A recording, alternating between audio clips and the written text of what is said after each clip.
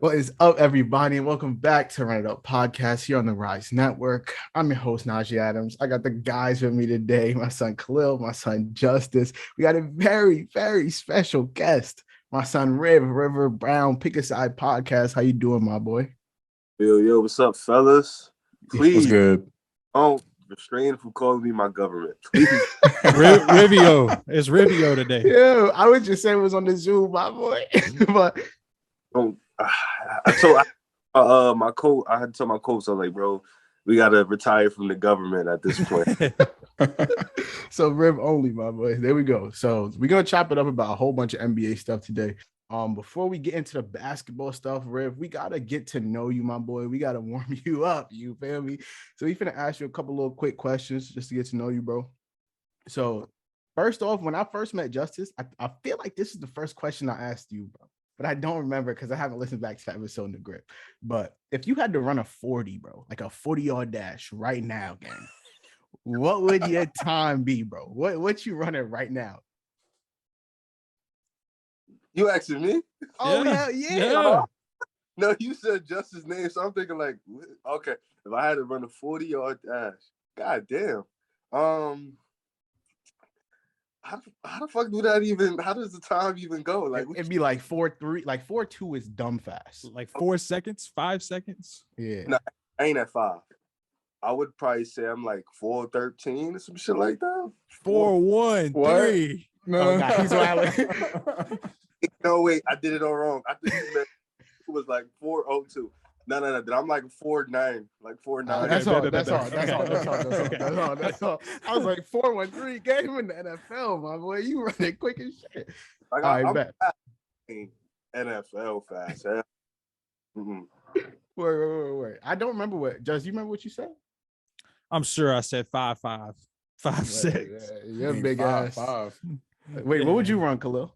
I don't think I asked you. Right now, like a 4.7, 4.8. That's tight. Hey, Khalil quick. I'm That's not. what I'm saying. You're a little fast ass. All right, bet. One more question for you, Riv. If you could only listen to one artist rest of your life, who would it be, bro? Keep in mind, bro. So like, this is rest of your life. Like every time you go to a party, you can only listen to him. You in the car, the aux can only be this person. You in your bag, you sad and shit. It can only be this person, bro. So who are you listening to? So even if like I don't know, when I'm dying, I could be living till I'm 100. I only Yes. It gotta be a boogie then. It gotta be a boogie. Yeah. Combination of what he can do. I gotta pick a boogie. Unfortunately, I'm sorry. Wait, bro, where you from? Oh, I'm from Jersey.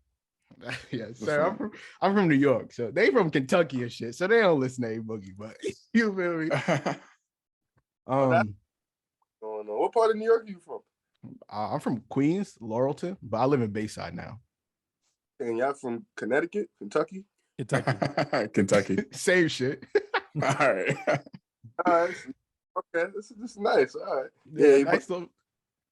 Yeah, A Boogie the shit, bro. If y'all Justin, you ever listen to an A Boogie song? Yes, I've listened to an A Boogie. Oh, What am I? Just an uncultured swine who just. Yeah, bro. I mean, you be listening to Jack Jones and shit, so I ain't know if you listen. Jack James. Yeah, my fault. Rev, bro. So like, I like to ask this to basically everyone that come on the pod just to get like a sense of like what you like about type shit. So like, what moment did you know that you like? What moment did you fall in love with sports, basically, bro? Like, what was the moment that you was like, damn, this is it, bro? Damn. What moment did I would probably have to say, damn, it goes way back to probably like 2008 when the Bulls and the Celtics played in round 1. Was that 2008? No, 2000. It was 08. Yeah, 08 when they went to 7 and they had the most overtimes in like a playoff. Like they just went back and forth, and that's when we just picked up D Rose. I just became a Bulls fan. I was a Cleveland fan before, but I was like a little bit of a casual. And then when we got Derrick Rose, I was like, nah, I like this guy. I'm gonna tune in. I started tuning in. That's when I became a Bulls fan. I just fell in love with the game. So it had to be like 2008. That's serious. Okay, but now I gotta ask you though: Derrick Rose at his peak or Russell Westbrook at his peak? Derrick Rose don't got a peak. He don't. An MVP is a peak, my boy. He don't. See, the problem with D Rose is like, damn, he got an MVP at 22 years old. Your peak is like usually 27 to like 32 is when you at your best physically and at your like mentally you at your best. So it really sucked because I be seeing people like compare stuff like that, but it's like we ain't really get to see D Rose at his peak. Like we ain't get to see what he could really become. We saw Westbrook. I gotta say Westbrook. There we go. Thank you. All right, moving on. Son trapped you. Gave you a fell for my trap. My devious plan. Question and shit. And then lastly, bro, like what? Tell me, like, how did the Pick a Side pod start, bro? And like the origin story and shit. And yeah. So we all went to school together. Like we all went to Hackensack. And what happened was we used to argue like that all the time. After school, at lunch, we yelling. We be after school like 4 or 5 hours talk about basketball, like not going home. So one day, like a couple years later, after we graduated, we was doing it on Twitter. Like we just escalated right to Twitter. We started doing that a lot. So I wasn't even a part of the original plans. Like I was not a part of the original. You just snuck in there. Yeah, like people don't know this. I'm not. I could say I'm a founding member, but I'm really not a founding. It was supposed to be JC, Joel, and Michael. It was supposed to be them three. Michael backed out. So then they called me like, yo, Riff, you want to do a podcast? So I was like, all right, fuck it. Like, let's do it. And then that's how we started. We just got it together. We collabed, and then we added people on over the past couple of years. And now we got the whole crew right now. That shit is hard, bro. Y'all, I wanted to give you a props. Y'all really doing big shit. So congratulations, bro. Go up there and talk 3 hours. Man, y'all just had Slay on, right? For the interview? Yes. That was crazy. Yeah, no, I fucking missed the episode because I had school and I was stuck in school doing a 3-hour statistics test. And I was pissed off. And I don't even think I passed. That's like the test was so crazy to me. I was so mad, but they the football guys, so I was excited for my guys, of course, to be on the show with Slay. But yeah, we've been doing all right though. We still regular. He's chilling shit. Still regular, huh? It's chilling. You feel me? And then I gotta ask you, bro. So the KD situation, you became obviously KD's biggest op on the internet. So I need to know, like, what was that like for you? Like, you just woke up and your mentions was booming. Like, what happened? All right, before I tell you that, what did y'all think I was saying? All right, Justice sent it to me. So go ahead, Justice. Okay, listen. So first of all, I want you to know I agree with you. Okay. As do I, bro. Just the way I took it was there is levels to elite and legendary. And for him to get to the legendary tier, he has never done anything individually to get him to that point. Okay. So like he made it to a finals when he was young with the point that Joel made, but he didn't win anything. If we just said LeBron was the GOAT and a legendary performer, had nothing else but making the finals with the Cavs when he was young, I couldn't give him that. He would be elite. I think KD's elite. Like kind of Joel was phrasing it, but the legendary is for like a whole other like class of player that it just sticks in your brain, everything he did all the time. And KD don't do that for me.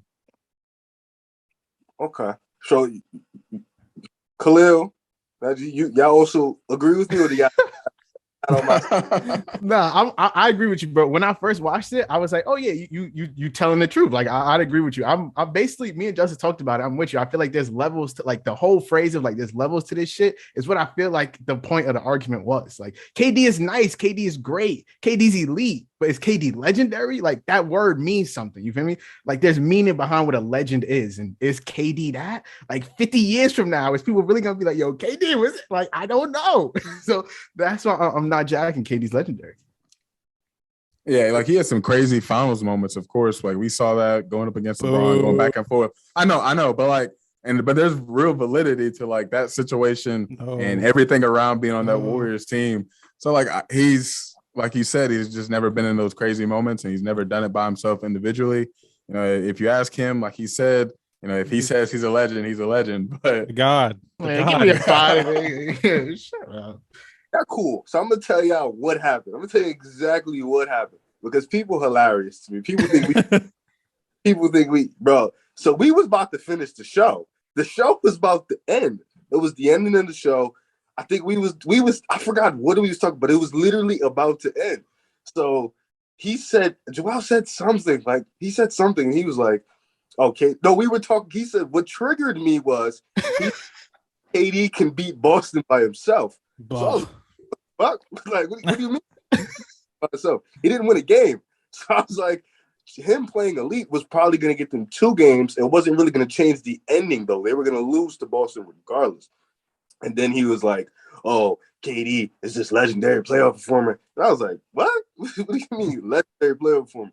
And that's when it started to surface where I was like, bro, for me, legendary status is only like 4 dudes, maybe 5. He asked me, I'm a Steph guy. Everybody knows this. If you watch this, you know I'm a Steph guy. I even said Steph ain't legendary either. He's not a legendary. So if I don't think Steph is, what makes you think I'm gonna say KD is? This ain't nothing biased. But didn't you mention Hakeem Olajuwon at one point though? Yeah, like Hakeem more legendary than yeah, but he not legend though. Wait, so I wasn't saying he's legendary. I'm just saying he more legend than Kevin Durant. If you wait, say Hakeem legendary, I'd be like, oh, speak your piece. But you telling me KD? What are you talking about? Wait, so who legendary in your book, bro? MJ, of course. Kobe, LeBron, of course. You could say Larry Bird. You could say Magic. Like, hey, can I push back on something real quick? You from Kobe? Yeah, I'm gonna live.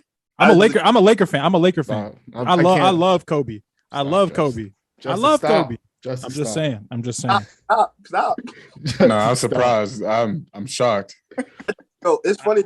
Who were disagreeing with me, honestly, just kept thinking I was calling him, like I wasn't calling him a legendary player. And I never said that. One time I said he was great. But the people who agreed with me understood exactly what I said. That's why I asked y'all, like, what did y'all think I said? Because once you explain it, then I'm like, okay, you actually watched the video. And what did bro say to you? What did KD quote tweet you?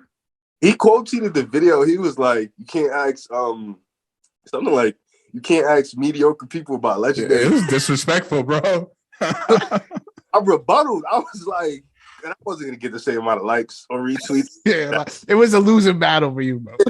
I rebutted, and I was like, I said something along the lines of, "You legendary, yeah, we both won the same amount of playoff games last year." So, like I said something. I got like 400 likes. You know, I was like shit. You know what I mean? Like shit. Yeah, but it was just good that because we posted the video on Sunday at like 5:00. I woke up, my phone is going fucking bananas, going crazy. And I'm like, what's going on? I see the video. I'm like, oh shit, everybody, all athletes coming out the woodwork, a bunch of football players, don't know what they're talking about. Add me. I'm just like, I mean, Instagram, people in my DMs, my requests going, defending a grown man they don't know. Defending him like he's. I relate. Oh gosh. Well, that's an amazing segue because my boy Justice got into some Twitter beef too. Udonis has his biggest pop now. So I mean, people, they was on your ass, bro. I never seen nobody defend Udonis Haslam like they was on your ass. Nah, bro. Why did I get a picture of Jimmy Butler boning me and my wife? Like, what is that's wrong nuts, today? bro. That's nuts. They was talking about you. Justice, you beat me to it because I was going to tweet some shit like that also. How do you not understand that? Like, you was in the backyard doing fadeaways, yelling Haslam. You was grabbing glass, yelling Haslam. Like, kind of that mid range, that spot up mid range. He had practice, and I know he not doing nothing. I know he's just out there talking. Good work, great job. I'm like, you posted for 4 years. Give that spot a rookie, please, or somebody. So I retweeted it. I laughed. It was hilarious to me. And then Miami people came from. Well, you retweeted it, and then someone else retweeted. Someone with like 100K followers replied to it, and then Justice texted me like, "Yo, bro, am I bugging?" It's like the way they in the replies talking about he got more bread than your entire family. I'm like, bro, my bloodline, no, my whole bloodline. Bro, nobody ever said he was broke. Like, I would guarantee you, he don't got more bread than my whole bloodline. I string together 10 people, and we'll put the bread together. But listen. Like, here's my thing, bro. No, here's my thing. UD in his own right is a Miami Heat legend. But when people started hopping in my own, and he's in his own right because people love him in Miami. In his own. That's what I'm saying. So listen, this is what got me though. When dude hopped in he was like, he was a 3-time champion and contributed to all 3 rings. I was like, did you watch the last 2 times he was in the finals? When did he contribute? I was like, he averaged 1 point. He said he played the most minutes off the bench. I said the starters were all averaging over 37 minutes. He didn't get no clock. They just wasn't using the bench. I can't do it, bro. Heat fans are the most toxic and furious. It was wild, man. Bro, my thing is like no one's saying you like cool. If the Heat fans want to ride for Udonis Haslam, that's your man's. I don't care. But by the like you were saying that no kid is in AAU basketball right now thinking I want to be Udonis Haslam. You feel me? No one is. It's the comprehension skills. Like all you got to do is just read it. That's all you got to do. But you just take it to a whole nother level. Talking about, I don't know. It's just crazy. It's crazy to me. Funny because to rebuttal it easily, just go to a camp and ask 15 kids who do you. I guarantee you they're gonna say no. I know they're gonna say no. So it's like, bro, if you go to a high school right now and ask the high school basketball team, yo, bro, who do y'all like? What player do you aspire to be? I bet you my entire life savings that nobody says Udonis Haslam.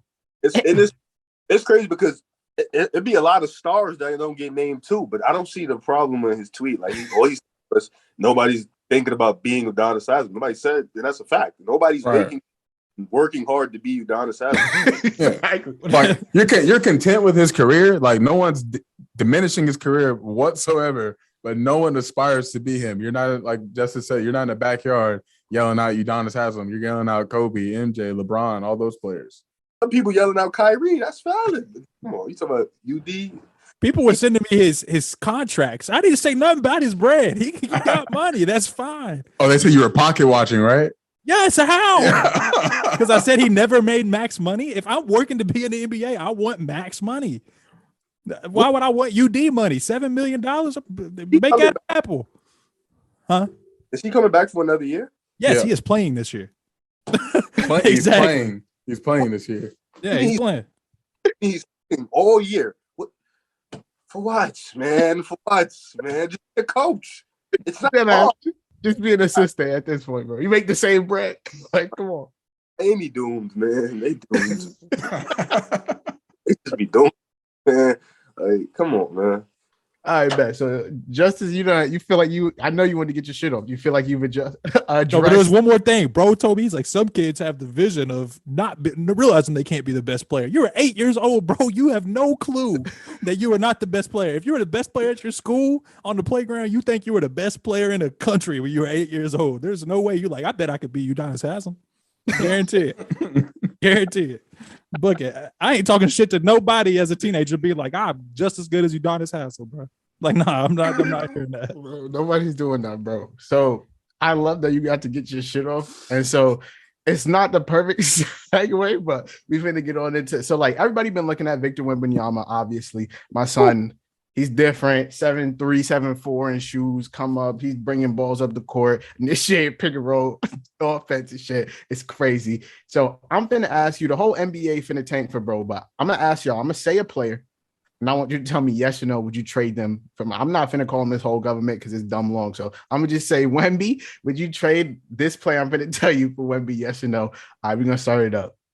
Would you trade Zion for my son? Yes. Damn, that's actually a good ass one. God damn it. I'm gonna say no.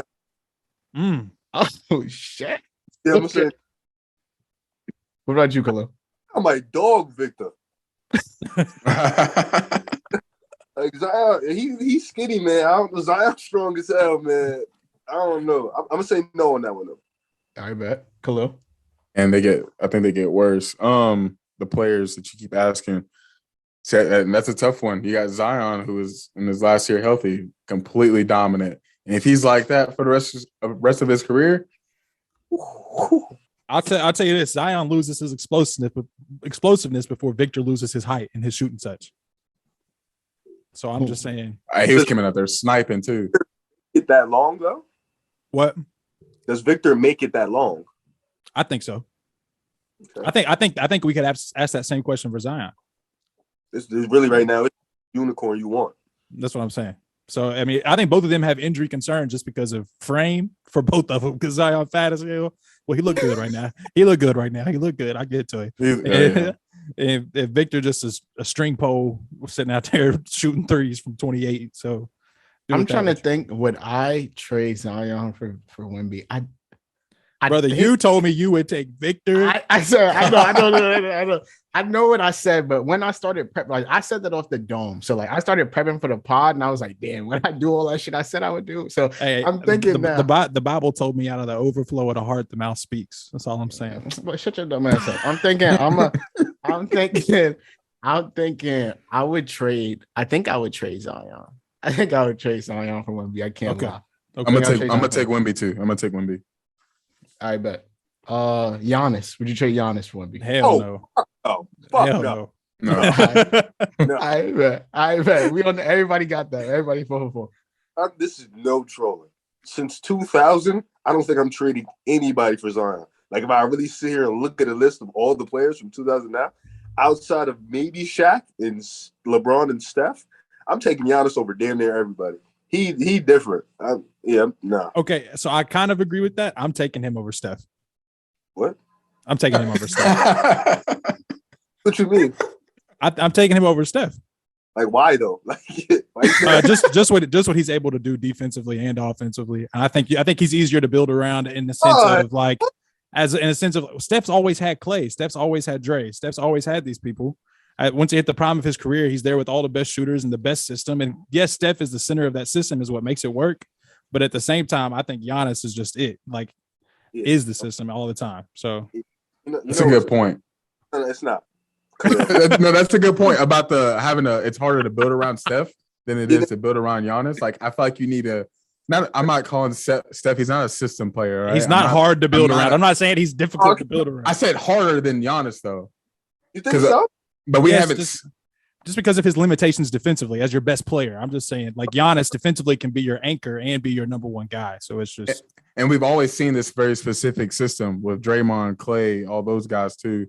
With Giannis, like, I just feel like there's more, I guess, versatility because of what he brings offensively and defensively. He done turned the chair to us. He locked in. Go ahead, get your shit off. He locked in now. This is good. I'm glad we're starting it early. So, Khalil and Justice, you believe that. I'm glad you made yourself clear. You're not saying it's easy to build. It's hard to build around Steph. No, that's not hard at all. No.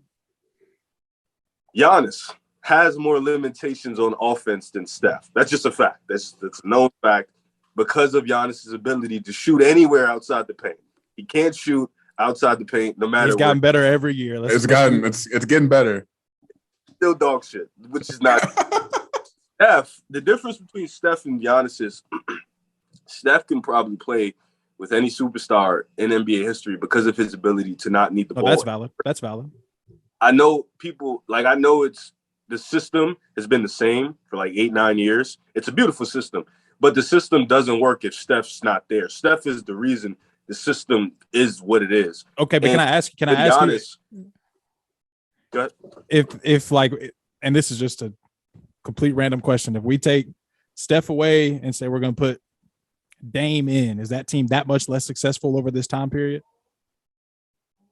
That much less successful. You ever seen Dame play off ball? Yeah. CJ handled the ball. CJ handled the ball a lot. That's not a typical. No, not to the Steph level. Okay, though. but it's a different system. Like we can't say that because Dame was the focal point all the time, but he had to have the ball in his hands. They didn't have multiple ball handlers and creators. They didn't have a Draymond Green to go out there. You're gonna let Nurkic. If you think about it, you look at Golden State. Outside of Draymond, who else is another ball handler that they really have? Jordan Poole. No, I'm saying like that. In the past few years, Iggy played point forward for them all the time. Who? Iggy's okay. No, Iggy's a good point forward. He's great at that. Okay. Look at the dudes you're naming. Draymond, Iggy. Look at how people are defending them. They're at the free throw line down. Like they're not being guarded. Right. So it's like it's different with as opposed to maybe if you put Dame in the system, maybe they might win a couple championships. The problem with Dame is Dame significantly drops off after the first round. So that's valid. No, that's valid. It's a different, and Steph is a significantly better defender than Dame. That's not saying much, but he's a significantly better defender than Dame, and he's otherworldly. I agree. He's a much better team defender. I'll give you that. Giannis, the thing with Giannis, it's like you have to put the right amount of shooters around him. Because if you remember with Bledsoe, the problem why they couldn't get over the hump is he didn't have the proper shooters around him. So because he didn't have the proper shooters, You could double team him. You can force him into the paint. And then with Giannis, you can build the what's over the past 4 or 5 years, what's been able to beat Giannis? The Raptors and the Heat. What have they both done? Build the wall around Giannis. You can't really scheme up against Steph. Like I think Giannis put that narrative to bed though when he dropped 50 in Game 6. Like he just they tried. They tried. If that's the answer, then why didn't they do it? Did the Suns have the personnel like Toronto to do it? Yes, they kept throwing DeAndre Ayton at him. If he can't shoot, then DeAndre Ayton should be able to at least and then foul trouble, and then they didn't have a backup big, so like, there's nothing you could do. It's like if he's just putting you in foul trouble because you try to build a wall, then I think it's a difference between putting Kawhi up top and Bridges up top. You know what I'm saying? And then having like Siakam. Bridges is elite, dog. Bridges is is elite defensively.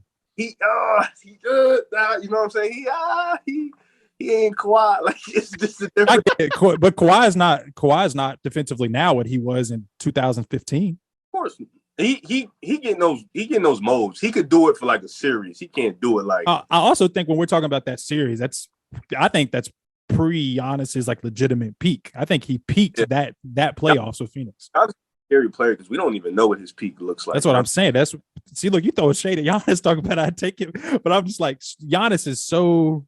No, I just think to take a player. Like I just think like respect to Giannis. Let me make it sure I'm not disrespecting Giannis. Let me throw that out there. Okay. But to say you would take Giannis over Steph, I look at it as like I don't think you could take a player who has consistently been there and you've been able to plug in multiple players in and out the lineup and he's put up 4 championships. Like I don't think, and he was able to bring in like he allowed another grown man.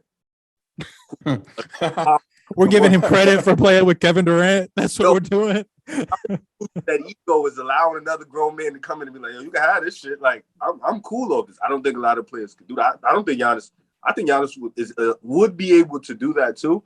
But I think Giannis is a little bit more difficult to build around the Steph because of his deficiencies on offense. That's what I was. Defensively, though. Yeah. I will say this. What I saw Steph do last year against the Celtics in the finals was pretty special. Just outrageous. Nah, he was wilding. Yeah, like that was.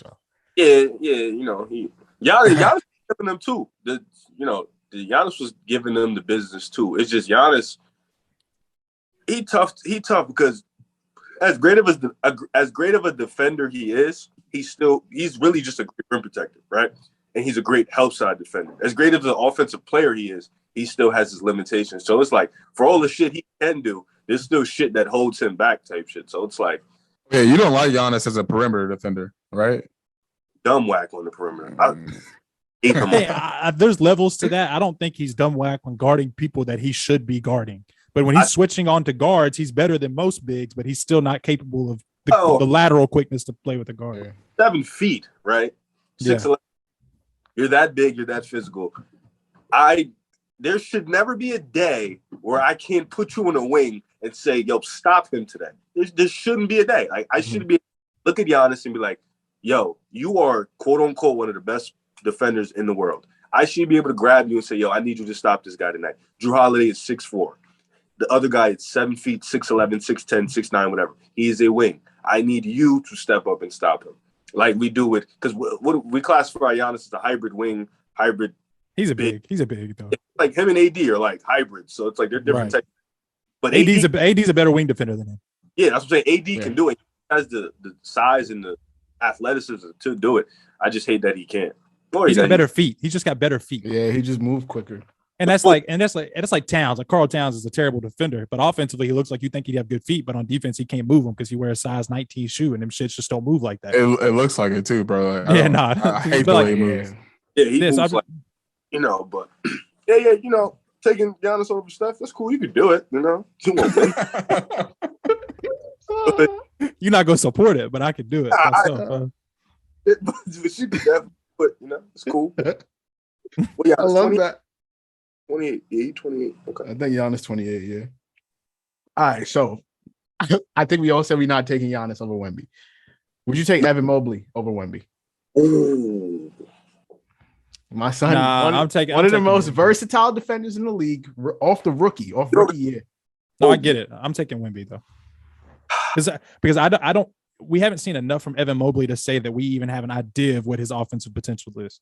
It's true. What if we seen Victor Wembanyama play against the G League Ignite and showed more than that, and then Evan Mobley showed in college and in high school, bro? But that second like showcase right there, man. But that's gonna that translates in a way though. Like you can eye test that and say that he's 7'4" doing post fades. Who's contesting it? And like I think about it in football standards, like guy who, like, a good ball is a good ball. So like Josh Allen, like if that translates, a good throw is a good throw. When you look at Wemby, like what he's doing, what he did, especially in that second game, the post fades, coming off a screen, he's coming off of screens and spotting up, shooting up, like pin downs for a 7'4" dude. That's insane. But here's the thing, Justin, you just mentioned it. How many guys can guard Victor? I think Evan Mobley is one of the few guys that actually can. That would make it difficult. Yeah. I think Evan Mobley is one of the few guys that you can be like, all right, I'm okay with this one-on-one matchup. But if I were, Evan Mobley is KG level defense at some point. Yeah, you said it. Like offensively, he hasn't showed us much, but that defense, my goodness, that man different. Oh shit, he generational on that end, man. I probably would. Hey, if we're taking Steph over Giannis because of his offense, we got to take Wemby over Mobley. Put respect on Steph's name. He's a generation. I agree with that. Steph's amazing. I used to hate Steph, and I completely admire Steph now in his game. Victor, that's so tough. Shit. I'm gonna probably tweet this later. I'm gonna take Mobley. I'm gonna tweet that shit. I'm gonna tweet that shit. I would probably take Wemby. I want to say I would probably take Victor, which is crazy because I was on the Mobley side, but I would probably take Victor. Trae Young. He just skipped me. That's crazy. He always skips me too. Bro, I swear to God, you said you take Victor. I didn't say anything. I don't think I did. I'm almost positive. My bad. Rewind, I talked about it. Boom. No, I think we just haven't seen enough from Mobley yet. So at this moment, I would just have to take Victor. The offensive person, like arsenal he has, and then just being, I think he could be a elite rim protector at the NBA level too. So it's just real quick. If for some reason Victor just decides that he wants to learn just a sky hook or something similar, there's nobody contesting that, and he'll score 30 a night just doing that. Mobley can contest that, bro. Why you keep? No, he can't. Nobody's contesting that. He's still got 5 inches on Mobley. No, he don't. Mobley's 7'1". Mobley is not no 7'1". I guarantee you, he's realistically 6'11". No, look at him right now.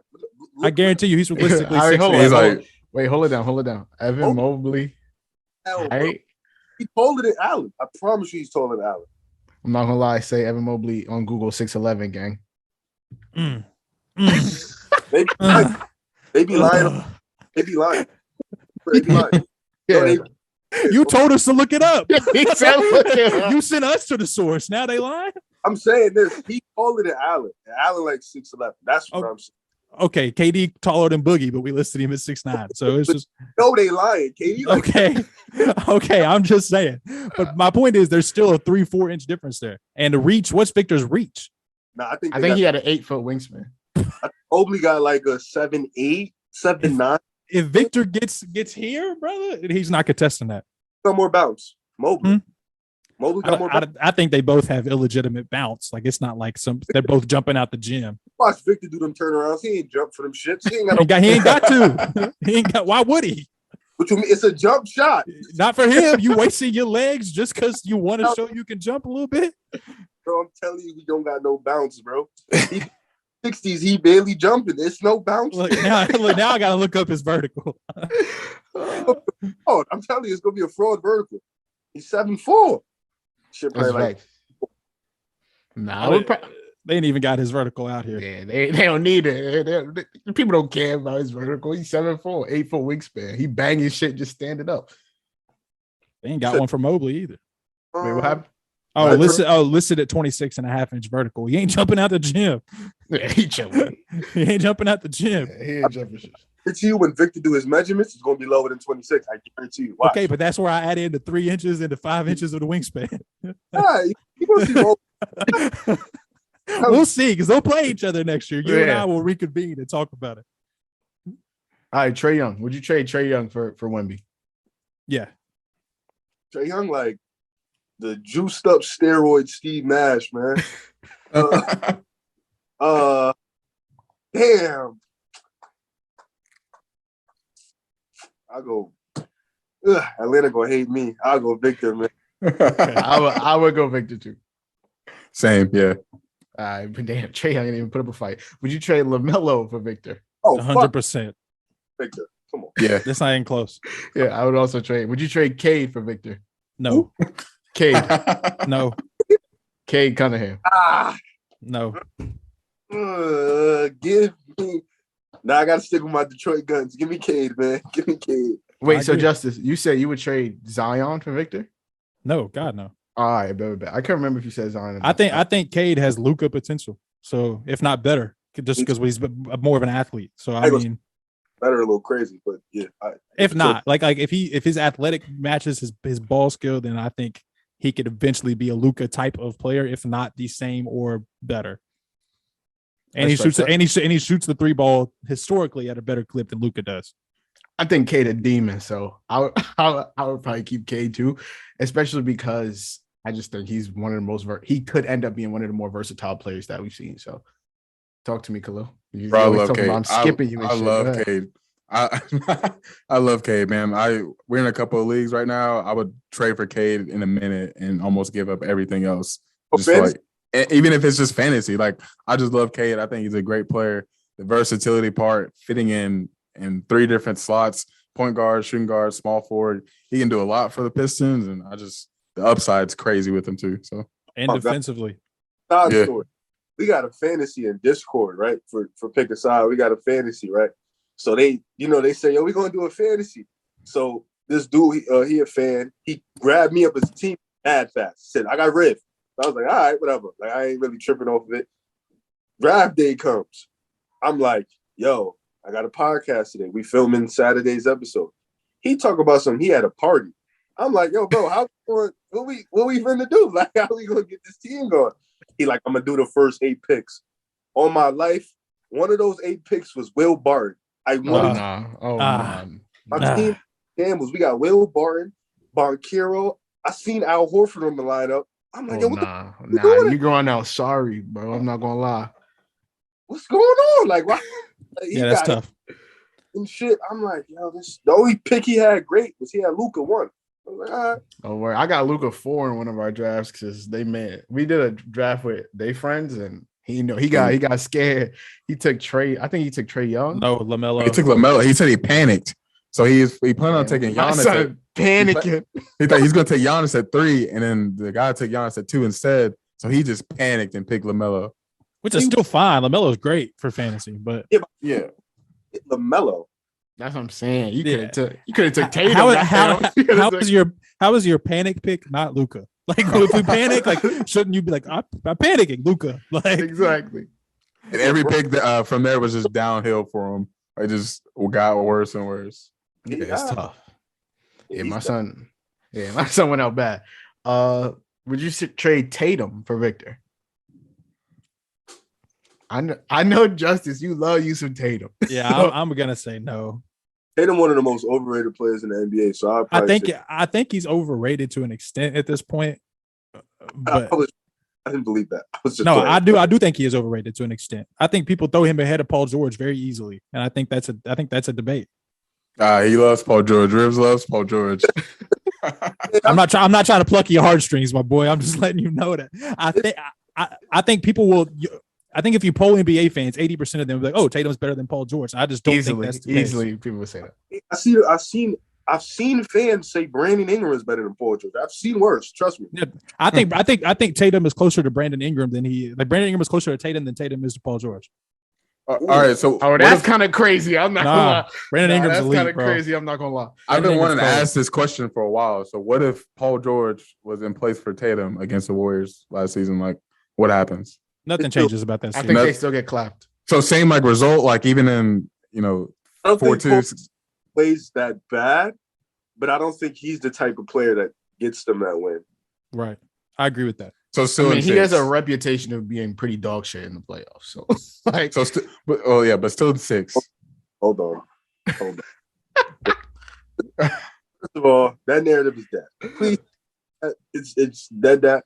But no, I think the way I did my rankings, I have Tatum and Paul George like right next to each other. So, but I have Ingram deep as shit. That's not my point. I'm saying that I feel like if you put Paul George on the Celtics, that team is better. And I think if you flip-flop Tatum and Ingram, there's not much of a difference in those two rosters. Is Brandon Ingram top 25? Probably. Yeah, probably. So I'm saying if there's an 8-player gap, you're actually closer than you think you are. The problem is Brandon Ingram can't guard me. So it's like no, that's facts. He's not defensively what they are, but he don't be trying shit. He just be chilling. He's high as a kite. He's trying to come down. He's trying to come down and take a pull-up midi. He's not trying to guard nobody. Yeah. Okay, that's fair. I would take Tatum though.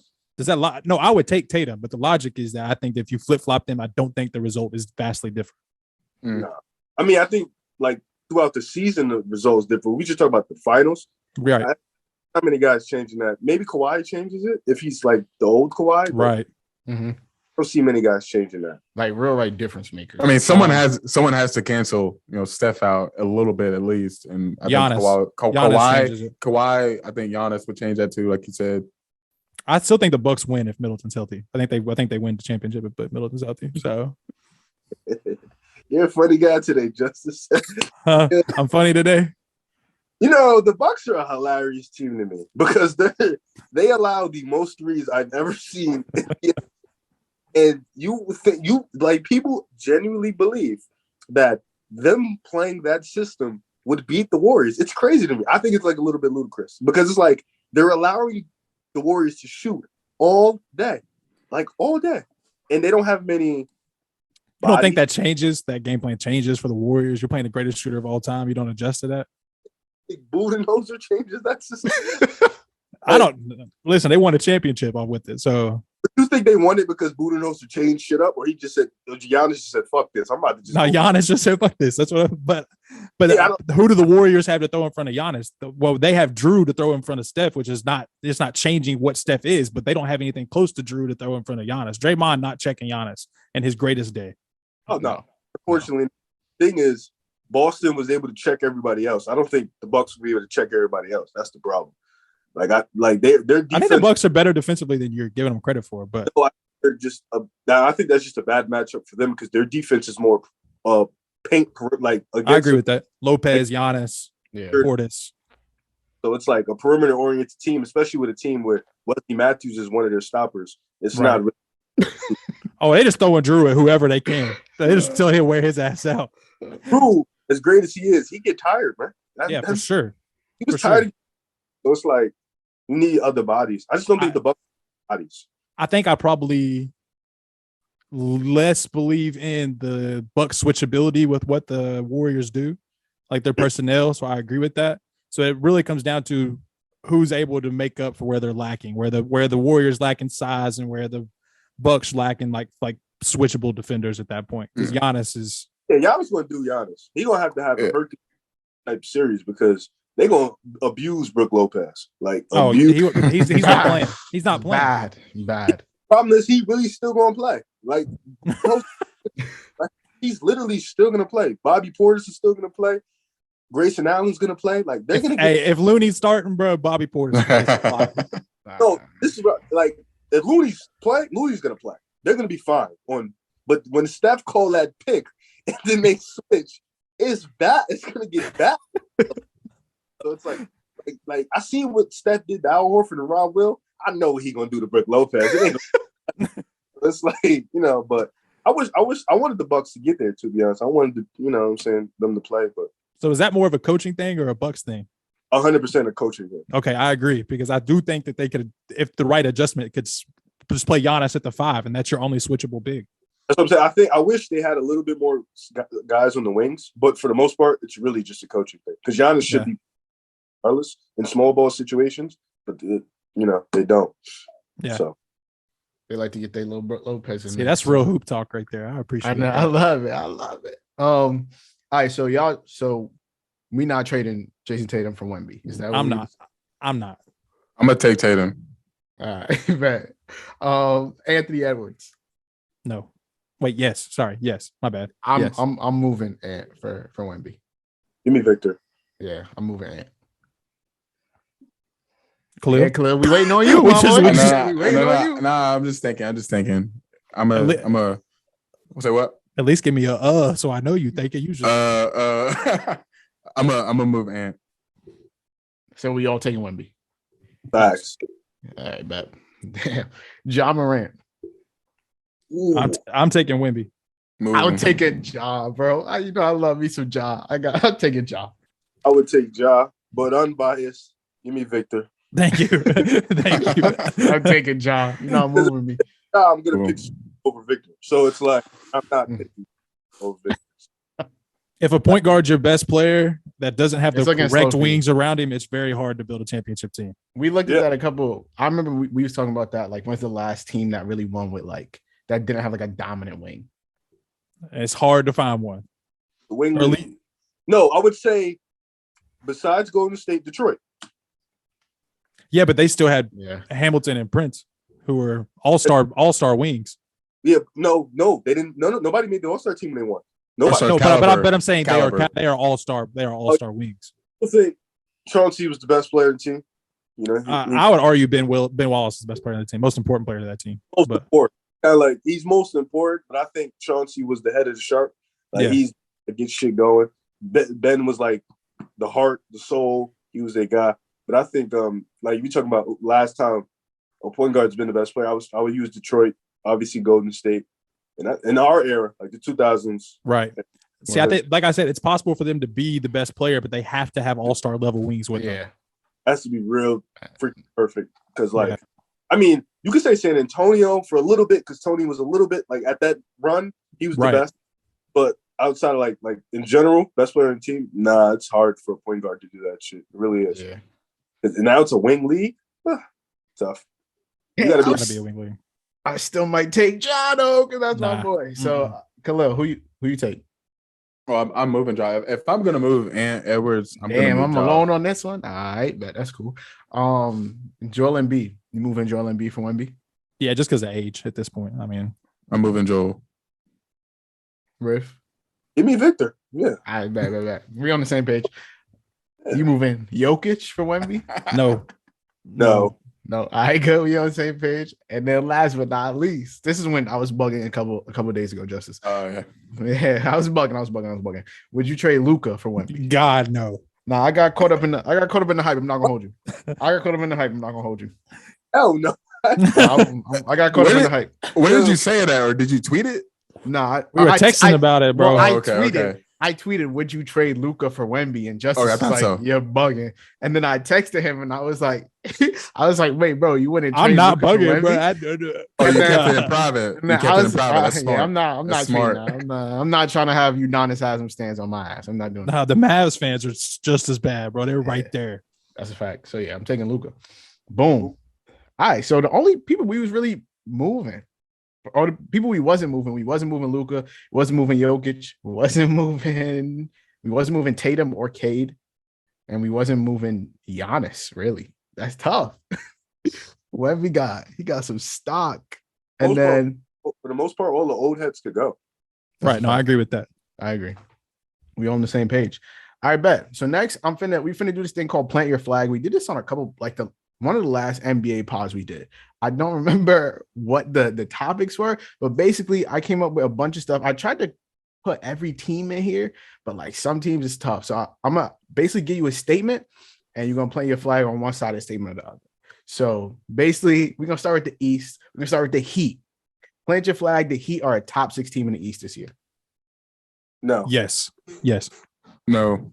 The East is low key like loaded. I'm not gonna lie. The East is low key stacked, bro. So like Miami, Boston, Bucks, Philadelphia, Nets, Hawks, Cavs. I think that's 8 right there. Like are 2 of those got to be in the play-in. You feel me? So No. Top 6 team to me. So they're a play-in team for you. Yes. That's crazy to me. I have them 7 seeds. Yeah, I actually have them 7 Yeah. seeds. Yeah. I mean, so who did you have? Did you have the Hawks above them? Hell no. You got Bulls in the top 6? Of course. Nah, Yeah, see, that's why he's I'm wilding. bugging. Okay, there we go. Now I He's understand. Okay. Why would they not have the Bulls in the top No, six? okay. Anyways, bias aside. Yeah, it's still. No, you lying. No, you lying. They're healthy. I put Bulls in top 6 over Heat if they're healthy. Stop If it. they're No, healthy. stop. He's not jacking What you that. He's mean? not jacking that. No, you don't mean that. No, I you don't mean mean it. You don't mean that. Now you're Riv bias. Khalil, No, stop. if they're healthy, I'm putting. Why would I not put the Bulls in the top 6 if they're healthy? Why would I not? What do Tell you me why. mean? Bro, they not that good. I want you to listen to me. I want you to listen. They lost PJ Tucker. Kyle Lowry is cooked. He's not good anymore. Victor Oladipo was a cool re-signing. Jimmy Knees can't carry them forever. What is Bam gonna ever offensively put in the work to be that type of player? We don't know. Tyler Herro is really Jordan Clarkson with swaggier skills and outfit every other day. He's really not that good. They paid him $30 million. Congrats to them. Who's their backup? Omer Yurtseven? He was good last year. Max Strus was good last year. Cool. Yeah, well, Gabe Vincent contributed and was good. He's awesome. He's a starting point guard, dude. Let me know. He doesn't start. He gonna have to eventually. Lowry. No. Well, they drafted Jovic. Yeah. It was a weird summer for me because Pat Riley ain't make no moves. Like he was just out there chilling.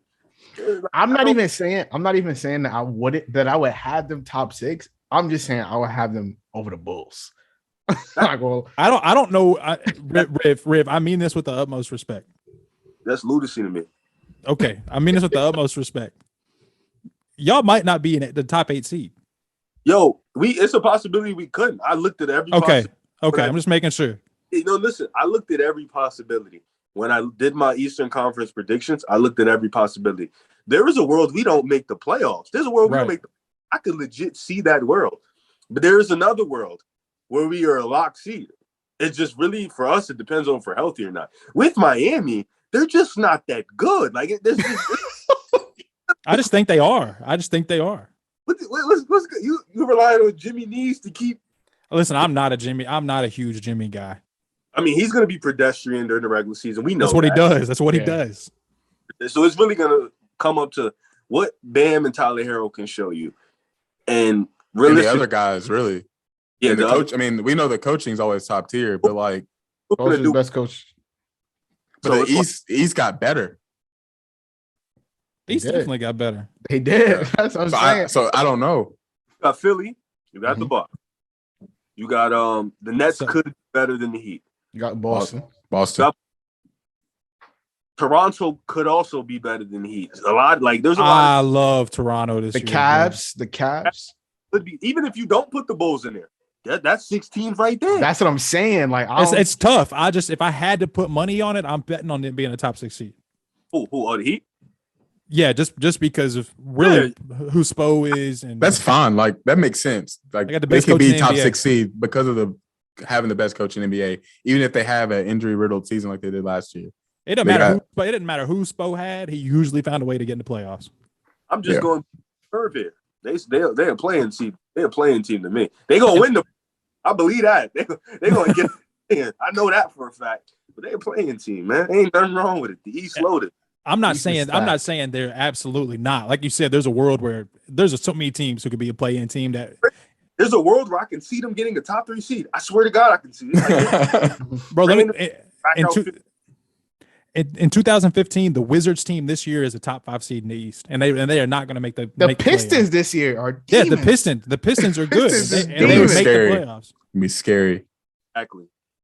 All right, bet. So, Khalil, you said you taking them top 6? Who? Heat? Yeah. Nah, I can't put my flag on that. All right, see flag. I can't. All right, so Justice, you playing this shit. I would probably. I would say they're not top 6. I would say they're not top 6. I would say. Damn, you came after us like that. I was saying. I just think they're better than the Bulls. I didn't say they was top 6, my boy. Man, I like the Bulls a lot if they're healthy, though. I think that's a really good team. Versatile, a little bit more versatile than they were last season. I know the bigs are in question a little bit, but I still don't like Vuk with them. I just don't. That's fair. That's sweet. All right, well, Since we talk about the Bulls, I'll just do the Bulls one. Plant your flag. The Bulls win over 41.5 games this season. So basically, they win 42 games. They won 46 last season. Surely. Flag. Surely. All right, that's the over-under on FanDuel. So I was just 41? 41.5. Dang. That's the floor is 45, if I'm being honest with you. Dude, the floor? Floor is 5 games. That's crazy, bro. They won 40. They won 46 last year.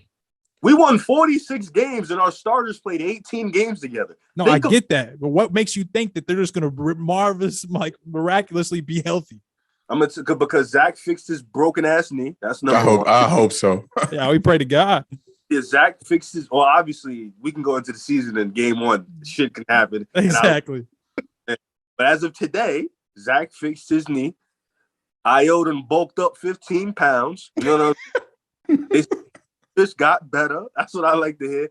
DeMar is still the same mid-range demon, so bring that back. You know what I'm saying? At will. It's not looked good right now. It's not looked good. Nobody's. They're all just jogging to get the knees. I got you. Okay. Get the blood pumping. You know what I'm saying? And we good. I'm telling you. Okay, so what happened at the end of last year for you all? I'll tell you exactly what happened. This shit easy. Okay. Everybody got hurt. Okay. That's number one. Everybody. Lonzo's still hurt. Yeah, well, Lonzo never playing. So. And then the conversation, he's been hurt, so I'm not counting him at all. He's not on the roster this year, as far as I'm concerned. No. Everybody got hurt, and then we just went through a bad slump, like a badass slump. Zach knee was playing with a 10% knee, 30% knee, like it really just depended on the day. And our offense is like the way the Bulls are set up. They're very predicated on their role players because when you don't have a top 10, top 12 player in the NBA, you have to thrive off your role players. And the Bulls did that in the beginning of the season. They thrived off their role players, complementing their 2 stars. But when your second star can't play good, then your role players are either not there or not playing well, then the recipe is not going to be good. So it's like we ran into a slump, but we still ended up being a top 6 seed. But this is a new year, bro. Stop talking about last year. Okay. I think we have to use last year a little bit, but okay. I'm saying we fixed a lot of things. We just got to be healthy, man. I'm telling you. Okay. We sleepers. All right, bet. So most of us taking the Bulls over 42 to get 42 wins. Celtics, plant your flag. Jason Tatum makes legit case for MVP this season. Yeah. Like legit, like top, like consistent case or like consistent, like end of the year when we talking about who is MVP, Jason Tatum is like one of the guys we talk about. In a world, I could see Tatum being asked for 4 months and then jumping in 4 months. Like that's right. What he. So yeah, I'll play my flag on that one. Yeah. I think just historically, when you look at it, MVP besides Steve Nash, who was an anomaly and got his dusty ass to win 2 MVPs he didn't deserve.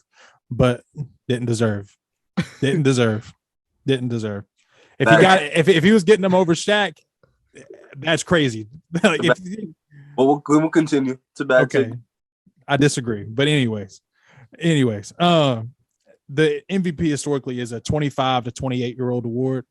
They usually don't start voting for 29, 30-year-olds. It's just the way it goes. Like if you look in the past, since 2000, really, it's literally Steve Nash is the only anomaly.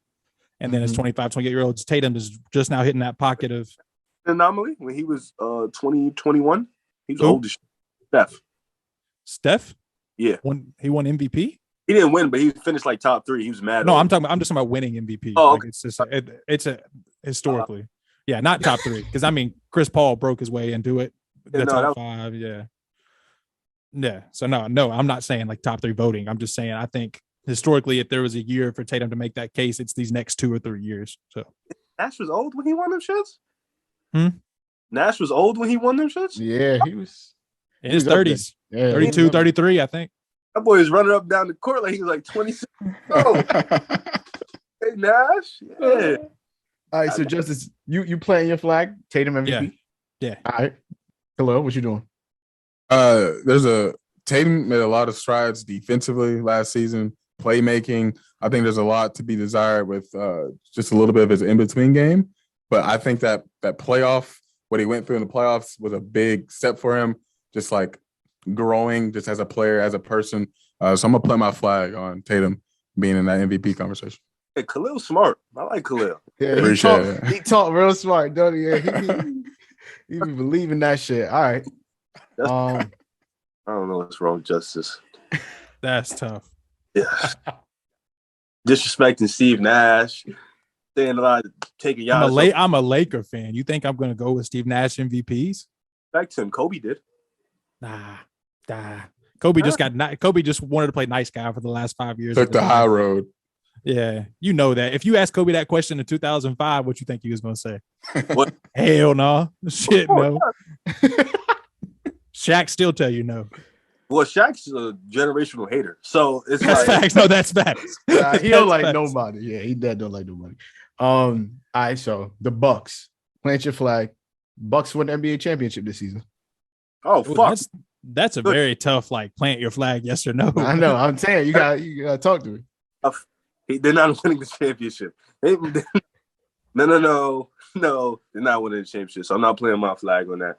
The Clippers are better. The Warriors are better. They're not even coming out the East. All right, Justice, what you doing? No, if I had to pick, I'm saying no. It's basically Bucks versus the field. So, I'm taking the field. That's what I'm saying. So, Khalil, what you doing? I like their draft pick with Beauchamp. I think it's some added wing depth. I think he's athletic. Will help a lot. Huh? You think he plays this year? I don't know if he's gonna play this year, but I'll get to it. Basically, I'm not gonna plant my flag on the Bucks. I like some of the moves they made. I love Pat Connaughton. I just don't think I'm gonna take the field, obviously, but I just don't like the team as a whole necessarily. Oh, Khalil, what you stealing my brain, bro? Because Bucks either, bro. Like I knew I wasn't bugging. It's just Justice, bro. I know it is. I said no. I said no. What more do you want from me at this point? Bucks, man. I ain't a fan, man. I could just be hating them because they're my division rivals. I could be hating. I'm just real quick back to the Steve Nash thing. I'm just saying 18-10, not winning you an MVP this year. Look it up. I seen you doing it. You know what's crazy? I knew you had to know. You had to know. Yeah, you had to know. I just wanted to see if you was gonna look it up and figure it out. Look at his splits, please look at those splits. They're elite. His percentages are phenomenal. But Kobe averaged 35, 5, and 5. You tried to not yell out his splits. Steve Nash splits. Let's see. He's probably shooting 49. Oh, he was 50, 40, 90 all the time. I know that. I know he was. 50, 40, 90, and then the next year is 50, 40, 89. So no, I get his splits are amazing, but it's a completely different type of thing. It's a completely different type of thing. He was putting up Chris Paul career numbers. That's what he did, and won MVPs off of it. Get counted for the same amount of points. So it's like, what we doing here, bro? I know you like to Kobe. All right, Chris Paul just as good as Kobe did because he accounted for the same amount of points. I'm just saying, bro. If you look at the landscape of that season, Nash's team was hurt. One of those years, Nash's team was hurt, so he had the backpack, and he was the catalyst, bro. Stop hating. Kobe he's the cat. 35. What was they seeding? I think there were 16 that year. Didn't the Phoenix? Did he blow a 3-1 lead?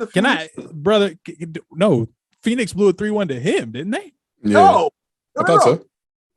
I think you're wrong, dog. Go ahead. Let's do it. Look it up. Nah, you 0 for 1, my boy. I don't know if you want to look it up again. Who? Look it up. Justice, look it up. How many NBA teams? Why don't you just look up Phoenix versus? Just look up the year, gang. Because I don't know specifically which year it is. This is much easier for me. One lead. I promise you that's the first one that's going to pop up. Nah, if you wrong again, I'm going to be weak. I'm not going to lie. Because I was just arguing with somebody about this the other day. 2006. No, he's right. First round. Yeah. He's right. That little 36 points looking like an L because he blew one lead.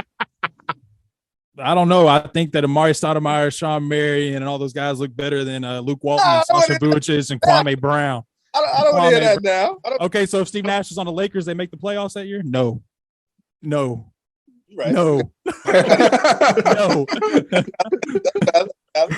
That's valid. So who's the more valuable player? Well, Nash. Don't do that. No, he's not more valuable. He was no point more valuable than Kobe. At that point, Nash was a better he wasn't a better floor raiser, he was, what's the other phrase? Ceiling raiser. Yes, he was a better ceiling raiser. Probably. He made the Suns contenders, realistically.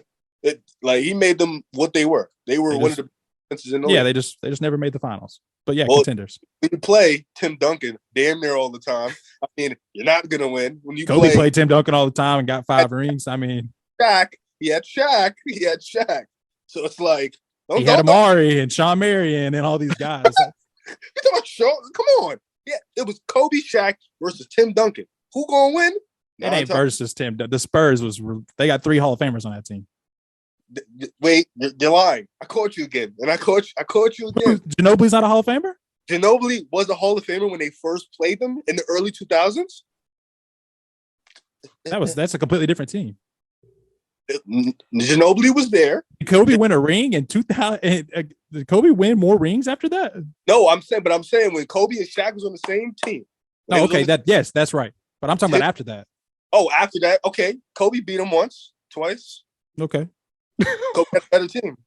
Okay, if you say so. He had Pau Gasol, Ron Artest. Then he picked up Andrew Bynum. He had Derek Fisher. I also think Pau Gasol should have won a Finals MVP against the Celtics. So, what are we doing here? Go back and watch those games, Riv, and you'll agree. Which year are you talking about, man? Which year? When they beat the Celtics. Well, they beat the Celtics and they beat Orlando. Yeah, that was 2010. Celtics? Yeah. Okay. Go back and watch those games and watch what Pau Gasol did to Kevin Garnett in that front court. So that's why I'm just like, who should have won it, y'all? What we doing here? Who we arguing for? Ron, Pau? Somebody gonna say Derek? Pau was it for me. Okay, because he was cooking KG, and it was locking up. Okay. You know what? I have League Pass, so I'm gonna go watch that. I'm gonna go rewatch. What was that 2009, 10? I think it was 10. 10 is the year they won. I'm gonna go rewatch it and see what Pau Gasol was cooking up, man. You should. We'll see. Cook KG. That's valid. I'm not gonna front that. If he cooked KG, that is very impressive. So I got to go back and watch to see what's going on. I don't remember what Pau Gasol was doing either. So low key, I might go back and that shit. But 76ers, are they so like the one for 76ers, plant your flag, are they real contenders for NBA championship? And so by contender, obviously a lot of people have different meanings what a contender is. For me, I feel like contender means at the end of the year in June, whenever the chip is, can you see them hoisting the Larry O'Brien, popping champagne in the locker room? Could the Sixers really be NBA champions? Because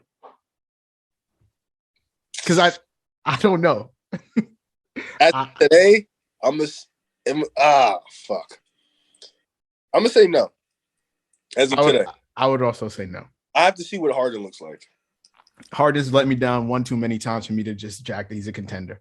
So yeah, I know Maxi's gonna take a leap. I know that. Like that's just in my soul. But for Harden, it really is gonna depend. And I'm not a Harden fan, so I'm not rooting for this shit at all. I actually don't care. But I'm gonna say no as of today. But I think it can change. They have the team. On paper, I would say yeah. But as of today, I'm gonna say no. I like their squad a lot. I just don't know if I could see them. Like I feel like my contender group is very small, and so I'm not putting them in there. Justice, you looking at me like I'm bugging. So what? No, it's not that you're bugging. That's just an actual tough question because on paper, realistically, you should say that they could contend. But it's just that complete idea of James Harden perennially not being able to perform for 4 rounds in the playoffs. That's what I'm saying. He got just can't 4 rounds. And the East is loaded. Like, yeah, I'm a no. I'm a no. All right, Khalil. You said seeing them hoist up the Larry O'Brien trophy. I just can't see that. That's what I'm saying. I can't picture that shit. It's very like I really think about shit like that. Like, can you really see Joel Embiid at the end of the season? Like I can't, bro. I'm looking at the roster. Like it's a good roster, but like something feels like it's missing with the team. Oh, and maybe that is Harden. I don't know. No, it's a coach. It's a coach. Coach. They have no coach. I don't care who he is. No, Doc Rivers is terrible. I completely hate Doc Rivers. So wait, Khalil. We're gonna go around this list real quick. Khalil, who's your contenders for a championship right now? Contenders? Let me look at this. East and West, yes. Yes, Yeah. both. Who's your contenders? All right, I'm gonna go. And I'm gonna make it even funner. You only get 4 spots. Okay. All right. I'm gonna go Warriors, Mm-hmm. Clippers, Right. Celtics. Yeah. Dang, dude. That other, and I don't even have to say another East team to be honest with you, but Don't. nah, I'm gonna take a little shot here, and I'm gonna go with the Nets. All right. All right. So Warriors, Clippers. He didn't like Warriors. it. He's so disappointed. He's so disappointed. He was fucking with you for a second. Warriors, Clippers, Celtics, Nets for you. Oh no. I'm sorry. I hold on. I didn't even. I'm gonna put the Bucks, not the Nets. The Bucks. Warriors, Clippers, Celtics, Bucks. I skipped over the Bucks. I don't even know how. The 5th spot is gonna be the Nets. Okay. Yeah. Okay. All right, bet. So that's good. Justice. What about you? Warriors and Clippers, and I would say Clippers over Warriors for me in my mind on paper if it comes into fruition the way I think it can. And man, here's my thing: playoff letdowns like the Celtics experienced in that finals, and the way that Tatum performed can either make or break you going into the next season. Mm-hmm. And the way that you recover from that, and the way that you mentally withstand that. So I kind of worry about that. I kind of worry about health because Brogdon is made out of glass. Derek White completely disappeared after having 2 good series and then randomly decided he was terrible. Robert Williams is made out of glass. Al Horford is old. That's true. Out of nowhere, they just lost all the depth that he just got this offseason. Like all the depth they had is just gone. And Gallinari's gone. For coaching staff. They don't have Ime. So I wouldn't put the Celtics there. If I had to pick, gun to my head, I would go Bucks. And I think logically, I should think that the Nets can figure it out.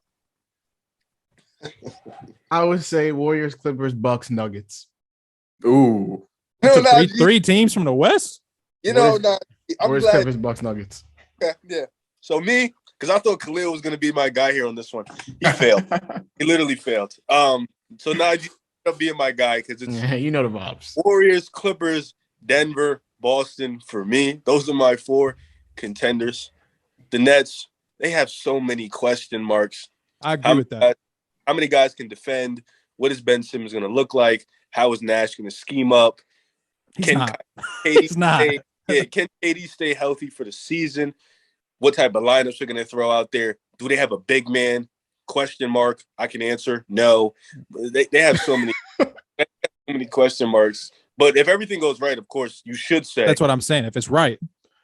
But I think that doesn't that same logic apply to the Clippers, though, if everything goes right? Because we haven't seen it go right for them once. Yeah, but they also don't have as many question marks as the Nets. Like they do it.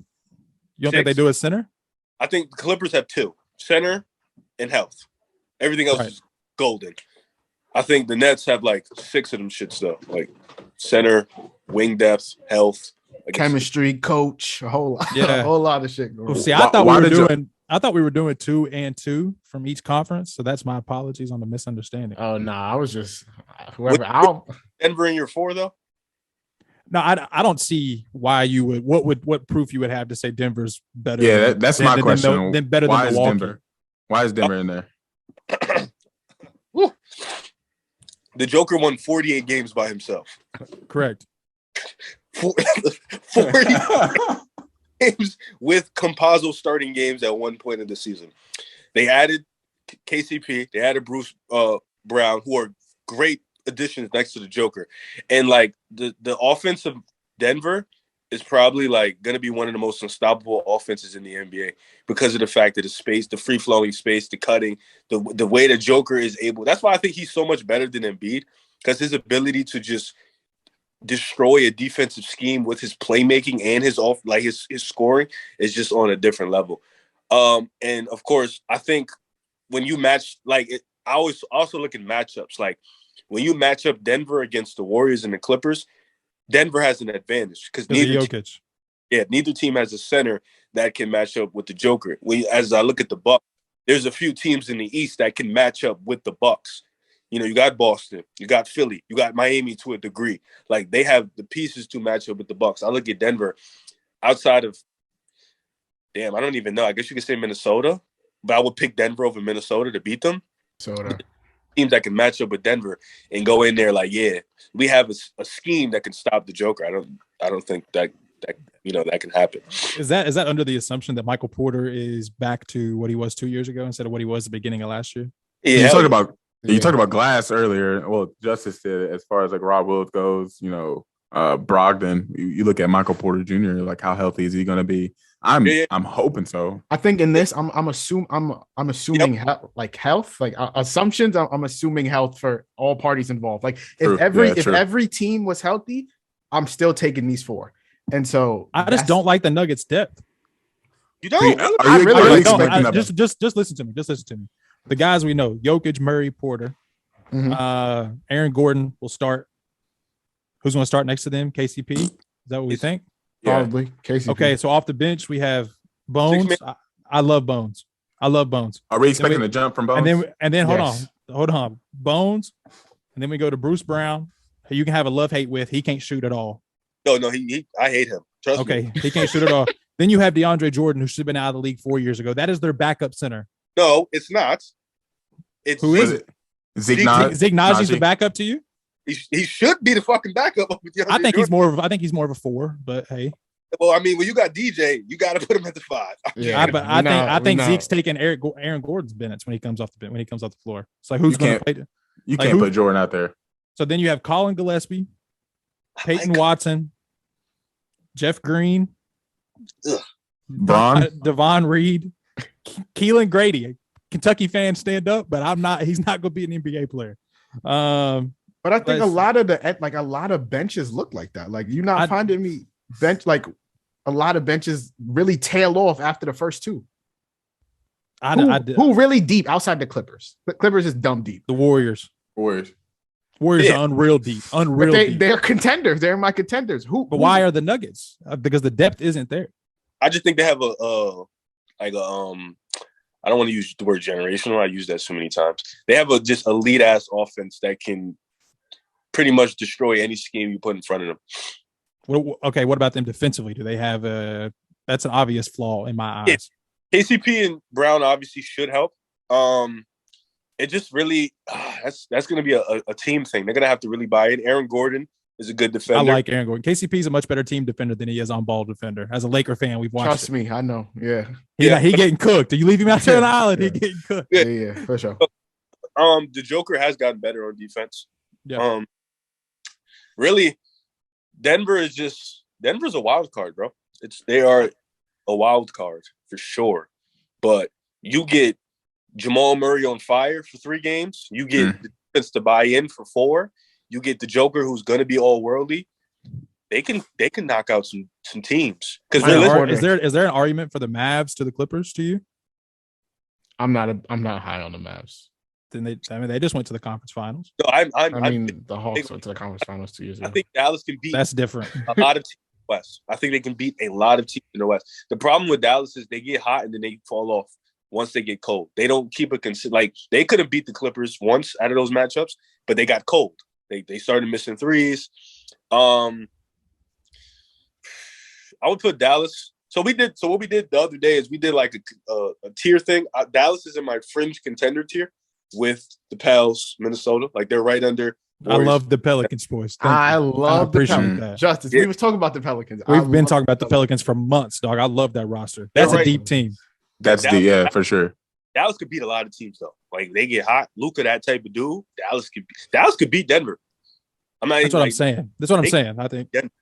But I think Denver don't like the way the West is going to be set up. Denver ain't gonna have to run into the Clippers and Golden State. They're gonna have to just run into one of them probably. They'll logically get the 1 seed though, right? In my opinion, yes. I think so as well. I think they're the regular season 1 seed. Wait, who are we talking about? Nuggets. Oh yeah, for sure. Hot. They're old as shit. So they're probably gonna rest a lot of their players. Clippers and the Warriors both are. Kaminga, you'll see a lot of Kaminga. You'll see a lot. They're not playing. Booty. I love both of them. The one I got for the Raptors is plant your flag. Scotty Barnes is in serious all-star contention next year. Yeah. No. Yeah, I think he is. Why, Riff? Why? The East. Okay, Scotty's a wing, right? Before we even get into, he's considered a wing. Real quick, before we start, all-star contention or all-star caliber, because there are two different things. That is tough to make an all-star. I'm saying like in contention to make an all-star game. The fan voting and all that. All right, so then flip it. I would even go caliber player. Yeah. Look at the landscape of the East. He's a wing, right? So before I get into the spiel, he's a wing. Yeah, he's a little bit everything, but yeah, he's considered a wing. Right. Yeah, he's a wing. So you look at the wings: LeBron, Kevin Durant, Paul George, Jason Tatum, Jaylen Brown, Brandon Ingram, Kawhi Leonard. That is 7 wings right there. I don't know if he's going to make a year 2 leap to jump into that category. That's a big jump. And that's even if we rack off the first 5, let's keep it to Brandon Ingram, Jaylen Brown, who we consider all-star wings. That's still a big leap. Like, that's still even a gigantic leap. I think he can maybe get into the Middleton column, which is low-end all-star tier. But to say he'll be in all-star contention next year, that's tough. That's all-star.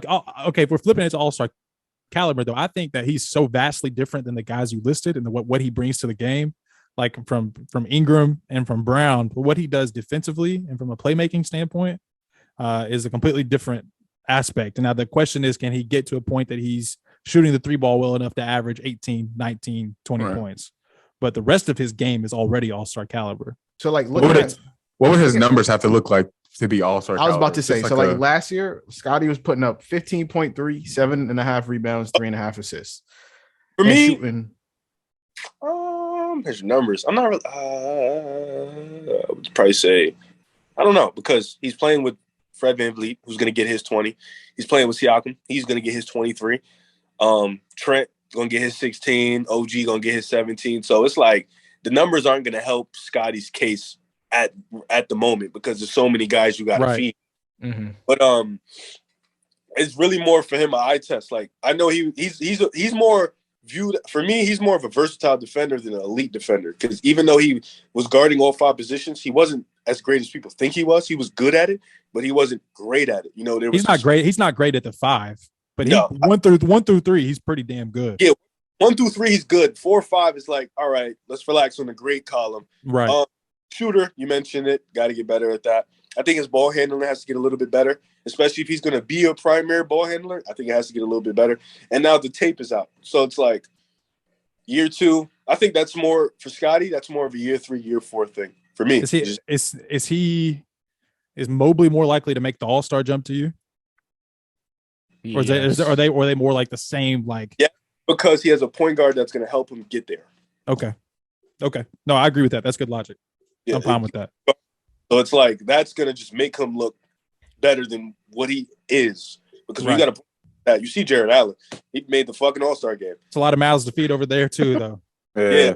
We have a point guard, pick and roll, shit like that. So, but DG's gonna get his 18.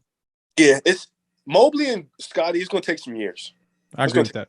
But I think they can both be all-star caliber players though by next year. Maybe it wouldn't show up in the stat sheet, but I think by the caliber of player they are, I think they can be all-star caliber. How many people you have in caliber though? Because my list I keep it strict. I keep it short. And also, all-star caliber is difficult because like it's wide, man. There's like a lot Brandon of guys Ingram, who are Brandon Ingram is all-star caliber. It's a wide range. Top 25. Yeah. It's CJ McCollum all-star caliber. He's like a top 50 player in the NBA. But the league is so deep, though. That's the thing, though. The talent, I can't be out here calling top 50. If the All-Star game is 12 people on each team, it's 24 people. I can't say the 51st best player in the league is All-Star caliber.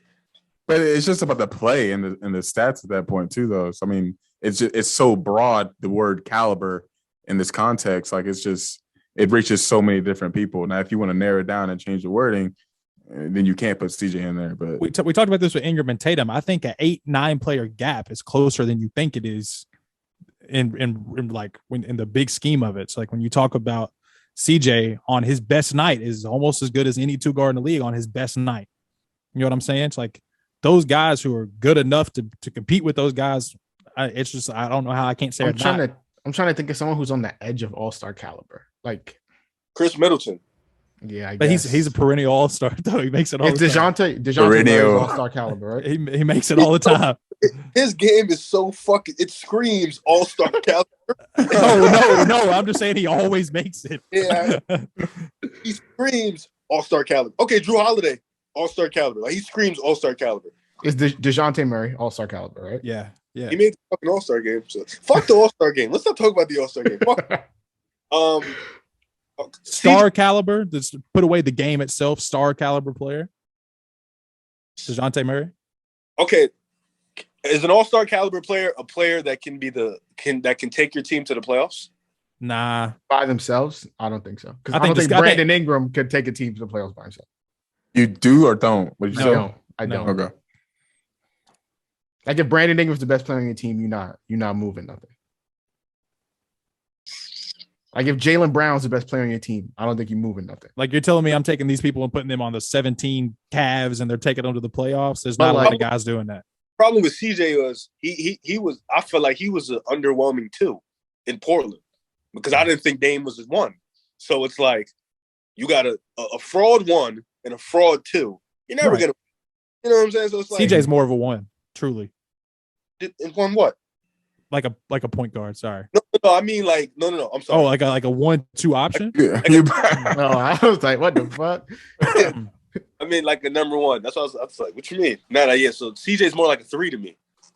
But like how many number 1 like real right number 1 options are there in the NBA? Probably like 10, 12. We probably counted on 10.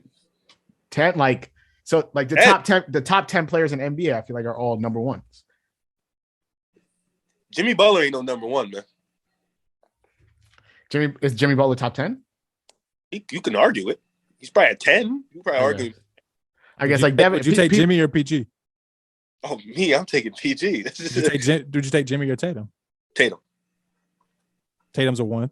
Tatum is a low end 1. See, to me, those are the fringe 9-10 guys. Jimmy Butler's not cracking my top 10. You got to split the ones though, because you got the confirmed ones: Steph, Giannis, LeBron.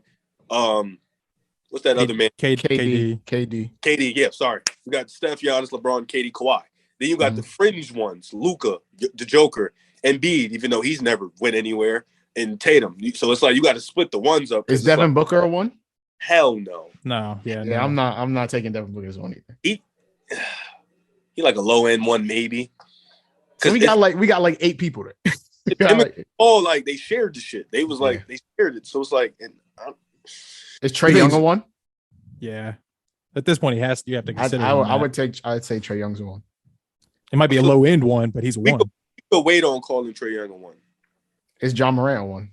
We could wait on that too. Okay. You don't think Butler's a low end 1 if he has a better, more consistent 2? Yeah, Butler's he's a playoff 1. He's a for sure. Yeah, the playoff performance. He's a low end 1 in the playoffs. That's what he is. Yeah, because in the regular season, he's not a 1. Which is what it's about, basically. At the end of the day, I mean, yeah, I agree with that. All right, who bet? So a lot of these plant your flags we low key just went through organically. So plant your flag. The Hawks finished with a better record than the Raptors and the Bulls. That can go tough. Fuck. You repeat that again, Naj? Plant your flag. The Hawks finished with a better record than the Raptors and the Bulls this season. So not just one. It has to be both of them. Has to be both? That fucks my. I can't. You know what? I gotta go the other way. I can't plant my flag. Literally. Yeah. I bet. Because I say that. I think Atlanta will be better than the Raptors. Not the Bulls, though, bro. I got to keep the agenda. I plant my flag that they probably finish with a better. To be fair, though, they're all the same tier. I just want to point that out. I agree. If I had to pick one, I would pick Cleveland to Atlanta, and I don't think I would pick Chicago to Atlanta. But if I have to choose, and I would say no. All right, Khalil. I can't put my flag on it. Like the teams that you're talking about, Raptors, Bulls. I know I talked about the Bulls earlier, but and Hawks all have very specific question marks about them, and I don't like. And they could all have very similar outcomes. And it's weird. Like the Raptors don't have they don't have a big. They need a center. The Hawks, I just have questions about their depth, and they are DeAndre Hunter dependent right now. If DeAndre Hunter is good, then they're good. If DeAndre Hunter does not take a leap, that does not matter. They will not matter. But it's not a great roster. You're hoping guys take leaps that way, and then the Bulls are completely dependent on health. And Lonzo Ball can't even walk up the stairs, basically. So it's a tough spot. So I can't play my flag on the Hawks. So being better than those teams. Bulls are a Zach Levine injury away from literally being at the bottom of the East. I just no, I agree. It's so crazy to me that they're gonna have to be walking around on eggshells. One guy goes down, it's over. It's over. It's clipped. Crazy. Cavs, plant your flag. The Cavs have the best backcourt in the East. I gotta think about that. Give me a second. Playing my flag. I don't need to think about shit. so really, you got Trae Young and DeJounte. You got Harden and Maxey. That's really. Wait a minute. Harden and Maxey. Yeah, now we gotta think. Okay, there you go. There it is. No, I'm still playing my flag. Yeah, the Cavs have the best backcourt in the East. They're also going to the ECF. Oh shoot! Okay. So, do they finish with a top 3 record in the East? Well, I have them top 3. I got to remember what my list was because I can't say something different. You can't contradict. I figure. They'll have top 4. I'll be safe with it. They'll have a top 4 seed. All right, for sure. I got you. What are we basing that the best top 4 on? seed, bro? The best backcourt in the East. Do they have the best point guard and shooting guard in the East? Combination in the East. Okay. Because I think they do. I'm playing my flag that they do. Playing my flag on that one. I'm playing my flag on that one. Because I'm with you. I'm playing my flag on that. Yeah, their only competition is Trae and DeJounte. What about 76ers? Nah, I don't. Maxey's not that level. You're not ready for that? Maxey's great, but he's not the Garland, Trae Young, like competing with that type of backcourt. And Harden's not good enough. I think the Hawks had the best backcourt in the East until they traded for Donovan Mitchell. Because I think Trae Young is the best point guard in the East. And then I don't think Darius Garland's that far off. And then out of those 4, is Trae the best player? Yes. Right now. So then it just comes down to DeJounte being a level below Garland and Mitchell to you all. Yeah. No, DeJounte's like 2 levels below. No, I agree with that. Yeah. I do want to see what it looks like because I don't know what DeJounte looks like on a team that's legitimately trying to win games. Very intriguing. Yeah, so if I had to plant my flag, then I'll plant my flag on them being the best backcourt, the Cavs. I love Darius Garland. So we all planted our flag on that? I think that's the first one we got a consensus plant flag. So clap it up. There we go. For the Knicks, plant your flag. RJ Barrett's all-star this season. No. No. He just listed you all the names. No. Well, no. Good on that. He's in the East, and he has New York behind him. So, with that being said, no. Nah, probably not. I still don't think he makes it. I still don't think he makes it. I mean, well, if KD get hurt, and all that, the Middleton gets in. Yeah, you gotta lock him in easy. And then Middleton's he's a lock. I think RJ Barrett better season than Middleton. Probably. I think he's more talented than Middleton. So yeah. Plant your flag on that shit. Yeah, I'm not playing my flag on that either.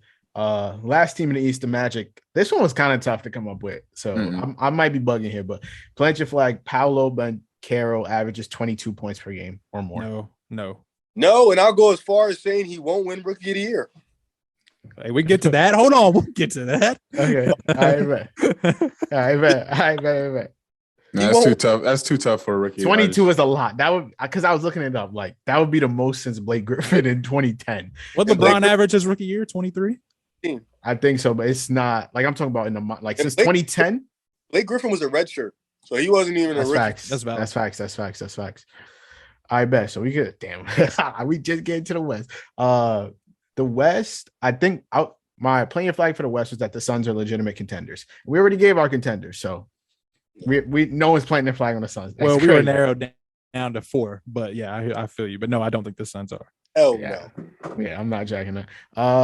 Grizzlies are a top 6 team in the West. Playing your flag. No. That was quick as fuck. That's why I'm calling the Suns frauds for 3 years. So just FYI. The Suns had me fooled last year, but fool me once, shame on them. Not getting me again. I've seen them frauds for who they were. I knew they.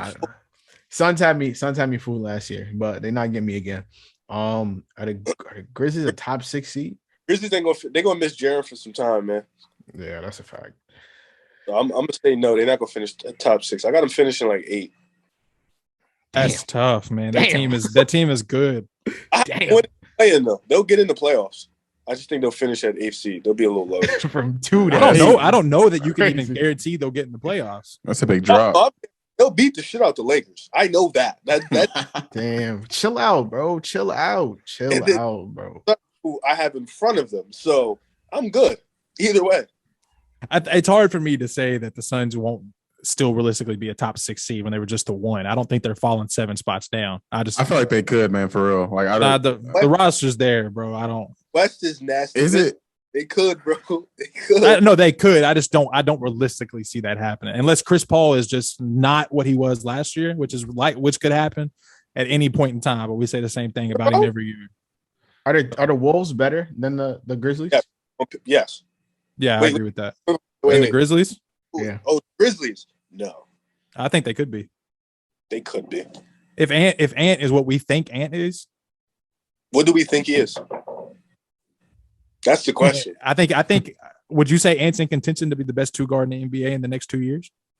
Yes. Because if Booker is the so-called best 2 guard in the NBA, he's not to me. I have Paul George as a 2 guard. Okay, Paul George is logically a 3, but okay. No, well, because for your information, buddy, okay, Morris is going to start at 4. So Kawhi clearly is going to start at 3. So PG's a 2. But never mind. Logically, though. But even if I don't have PG as a 2, for Ant to be the best 2 guard, it's tough because Devin Booker and Donovan Mitchell aren't old. Right. Like they're not old. So I think Ant has. I feel like Ant has potential to better than both of them. Donovan Mitchell next season. I'm not gonna lie. What? I think Ant could be better than Donovan Mitchell. I'm actually on board with that. I'm not. Why is that far off? That's not far off at all, bro. Not far off.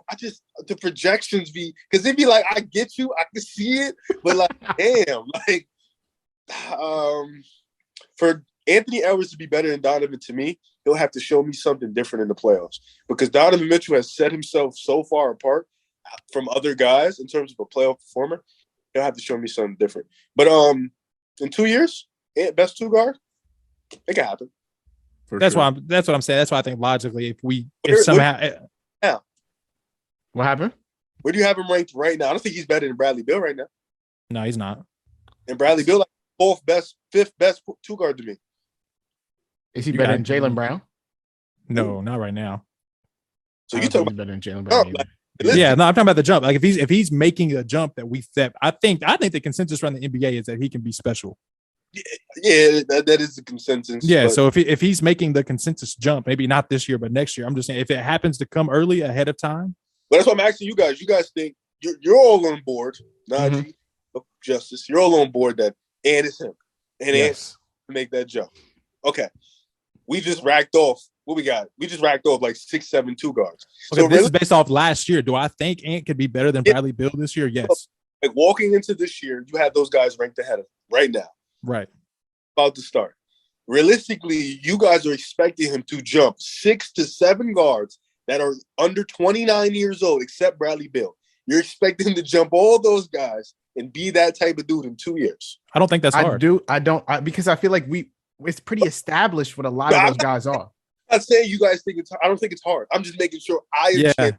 Yeah. Like I think is Booker going to be any different than he is that's right what now? I'm saying. I think like the leap that they take, if they take a leap at all, isn't as high as the leap Ant takes. So what does a Donovan Mitchell leap look like? Shooting 39% from 3, 38% from 3? Efficiency. That's what the leap is. Just getting back to playing defense. I think that's the leap. I wish. Well, Devin Booker to me is a top 15 player in the NBA. Donovan's like top 15 in the world.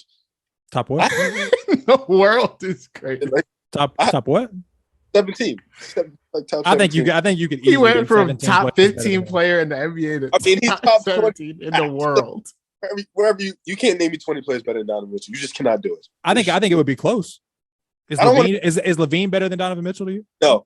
Okay, I was just curious. But Levine is top 25. So And there's not a seismic gap between them, though. Yeah, because you love to do the shit where it's not a gap.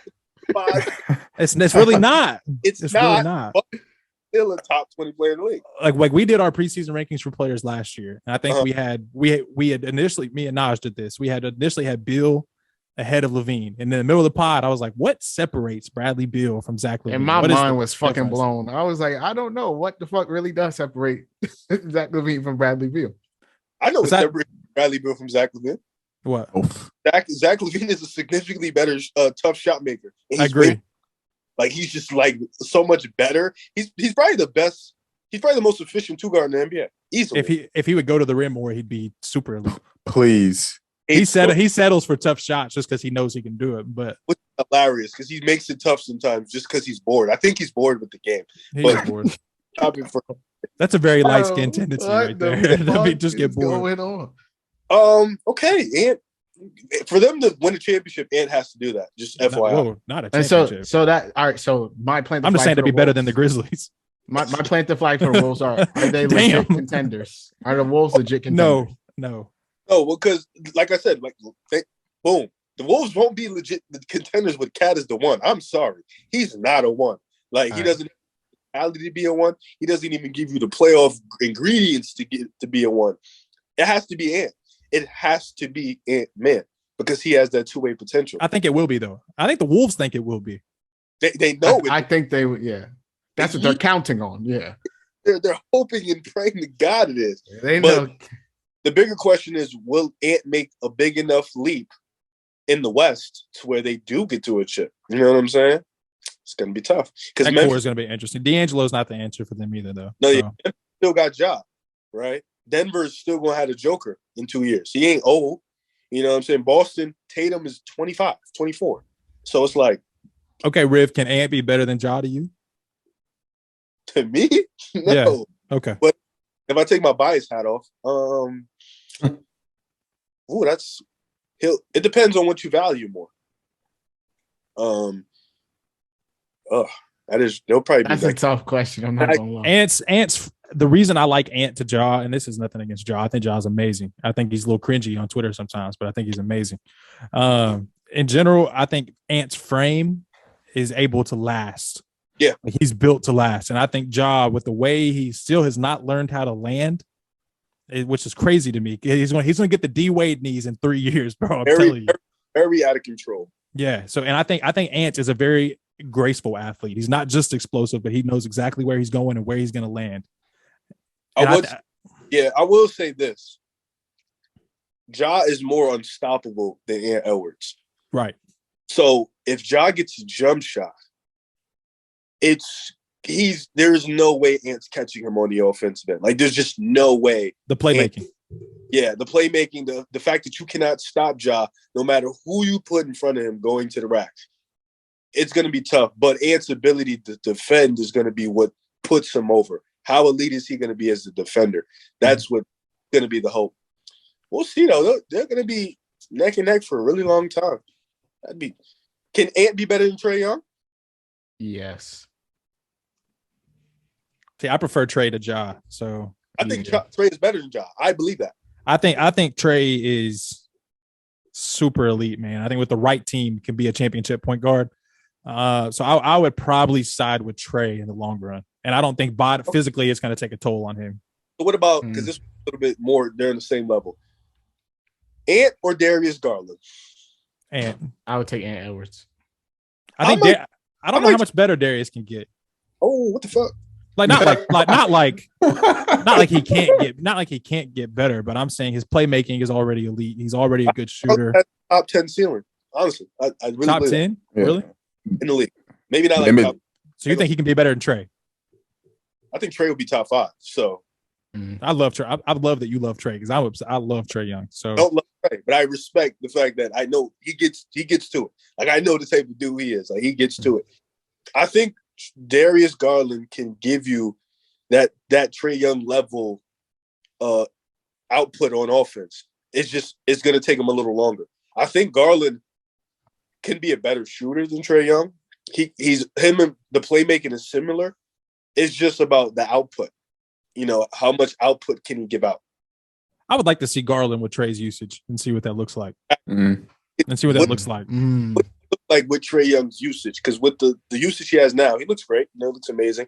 You can tell, like his playmaking, you can tell he's really getting guys better. Like he's putting guys in position to score. Like it's different when a guy averages 10 assists and it's just a dude standing in the corner and you just pass it to him and he makes it, as opposed to him creating for others. So it's going to be really interesting to see. But yeah, Wolves, fuck no, not playing my. All right, bet. Since we already talked about contenders, Mavs, are the Mavs a legit contender for a title? I'm gonna go. No. Yeah, no. I would also say no. They can sneak up on some teams for sure, and really. I think they cause can upset. trouble. I don't think teams want to see them in the playoffs, but I don't think that they could. Like the same shit I think about the Sixers. I can't see Luka hoisting that bitch. So I'm gonna say. It's also weird to say, like you say, teams don't want to see them in the playoffs, but also not be a contender. It sounds weird, but I know what you're saying. You just don't want to see Luka. You don't want to deal with that for 6 games that he's definitely going to push you to. No, if I had to guess, no, because I don't think they have the legit depth to do that. They need another ball handler. Like I know Spencer is fine, but like is he getting it done as your number 2? Whatever he's going to be. They like a Jaylen Brown type player, put them over. Yeah. Even a Chris Middleton type player would put them over. I'd agree with that. Just a go-to scorer too. Sure. Yeah. Just uplift. An all-star level player, yeah. Yeah. I'm even glad they didn't sign Brunson back. Like I'm okay with that. No, I am too. I was okay with that because he wasn't that all-star type player, so it's fine, whatever. You know, but Luka and Giannis, you put a mid-ass all-star next to them, they get that shit done. For sure. Yeah. Give him a mid-ass all-star. All right, plant your flag. The Pels finished with a better record than the Mavs. No. Nah. All right. Damn, actually. No, I'm putting my flag on that for sure. I'm not. I had to think about it, but no. Luka is just so much better than anybody on that team. No, I'm gonna put my flag. Even like if Zion is fully healthy, Luka's that much better. Yes, because Zion will never be the playmaker that Luka is, and he can't guard either. Hey, I just ask you. I would probably agree with you. Would I plant my flag on them finishing with a better record than the Mavs? And Luka's a better rebounder than him, and like not the athlete. I really like the Pels, bro. The roster. I could see it, bro. I'm gonna plant my flag on that. I'm gonna stand on that. I'm gonna say the Pels. Hey, if they happen to play a 7-game series, stand on that. I'll take Dallas. I would take Dallas. I would take Dallas, but that's why I said better regular season record. Okay. I think that business, honestly. Yeah. I think Dallas is they don't move me, but like I could see them making noise. You feel me? Well coached. They got good defensive players. Christian Wood's a great addition, and they got my son coming off the bench too. Him and Dinwiddie off the bench. Yeah, him and Dinwiddie come off the bench. They starting JaVale. That's tough. That'd be good though. Plant your flag. Clippers are the best team in the NBA. On paper, yes. So. Yeah, I would say yes. I'd plant my flag on that too. They deep as fuck. I was looking at their roster. They deep as shit. Got to get a big though. Another big. I don't like Zubac. My son beat Zubac put in pain. Big. My son put in pain. I like Zubac. I like Zubac. I like Zubac. I gotta look at that roster now. Just another big. They're deep, bro. I mean, damn, bro. They are deep, bro. They need a backup. They don't got no backup big. Right. This is like they lost Hartenstein to the Knicks. Like he would have been real nice. Hey, we're not buying Moses Brown stock today. Hey, shout out my son. They got I forgot they had Norm Powell, like deep, Terrence Mann, Luke Kennard, Brandon Boston had flashes last year. The money doesn't even make sense to me. Like they got Robert Covington, like bro, they're deep. They brought Batum. They get busy, bro. Too nice. Terrence Mann. Y'all had Jason Preston. Y'all had him on the show. We did have him on the show. Yeah. I forgot we did. My memory is so bad. But yeah, he said it get tough in there. He ain't gonna play either. No. Brandon Boston and Amir Coffey not gonna play, and I think Brandon Boston and Amir Coffey both showed flashes last year as well. So. That's crazy. Plant your flag. Anthony Davis reestablishes himself as a top 10 player in the NBA. I'm sick of Anthony Davis. I'm gonna be honest with you. Who you telling, bro? Lakers fans. Who you telling? Yeah, bro. I'm telling. I'm not playing my flag on that because there's too many young dudes on to come up. So nah. I respect that. Just Trae Young take spots. Know that. Trae Young's gonna take one of these spots in that top 10 soon. So they better get ready. Go ahead. So what? I'm AD reestablishes himself as a top 10 player. For putting my flag on that, yeah. Oh my god. Yeah. Nah, I can't do it. I'm gonna say in that range, but he's not. He won't. He can't make it in the top 10. I don't think so. It would just take a lot. If I was to say like guaranteed Anthony Davis is healthy for a full season, then I could see it. And if I could say that he comes to the realization that he actually just can't shoot and would take his ass to the block and get busy down there, then that would be fine. But without that, yeah, it's just not going to happen. He's going to keep shooting. With that being said, I mean, nah, I don't think I could do it. I want to so bad. That's 4 for 4 because I'm not standing on it either. So hold on, Riv. You're not a Karl Towns guy. Anthony Davis or Karl Towns? Right now?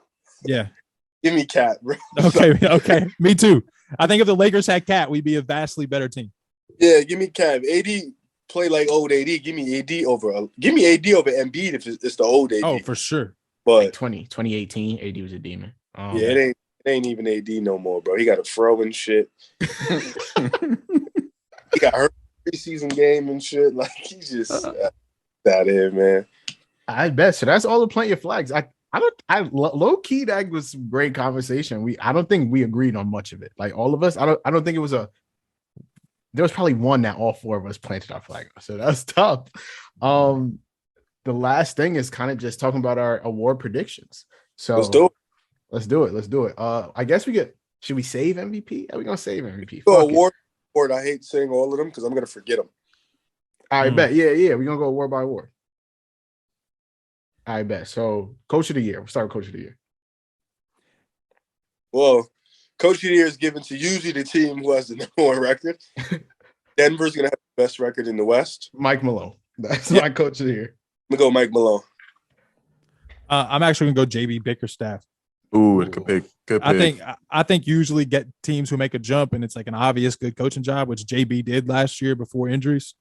And they were the top 3 seed in the East before injuries. I think JB with that full roster, adding Donovan Mitchell could easily make a play to get Coach of the Year. That's a good one. Dark horse. Yeah, I like that. Khalil, what you got? Bickerstaff was actually on my list. That's a great pick. But he was the guy I was going to pick. But I'm going to go with Willie Green for my Coach of the Year. Okay. Willie Green. I love that roster. We saw what they could do in the playoffs against the Suns. I know I'm a little down on them this year, but we saw what they can do. And then they're adding Zion. You get another year of Brandon Ingram, Trey Murphy. I love Dyson Daniels, by the way.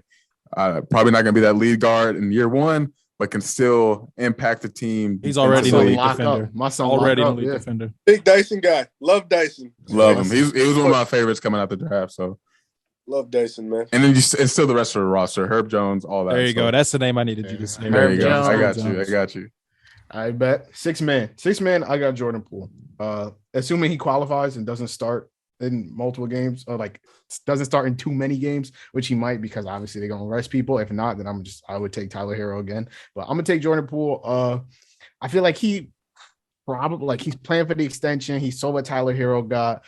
I also feel like he might low-key have the narrative. He got knocked the fuck out, and then he gonna come out and score. You feel me? He gonna have that narrative for the 6 man.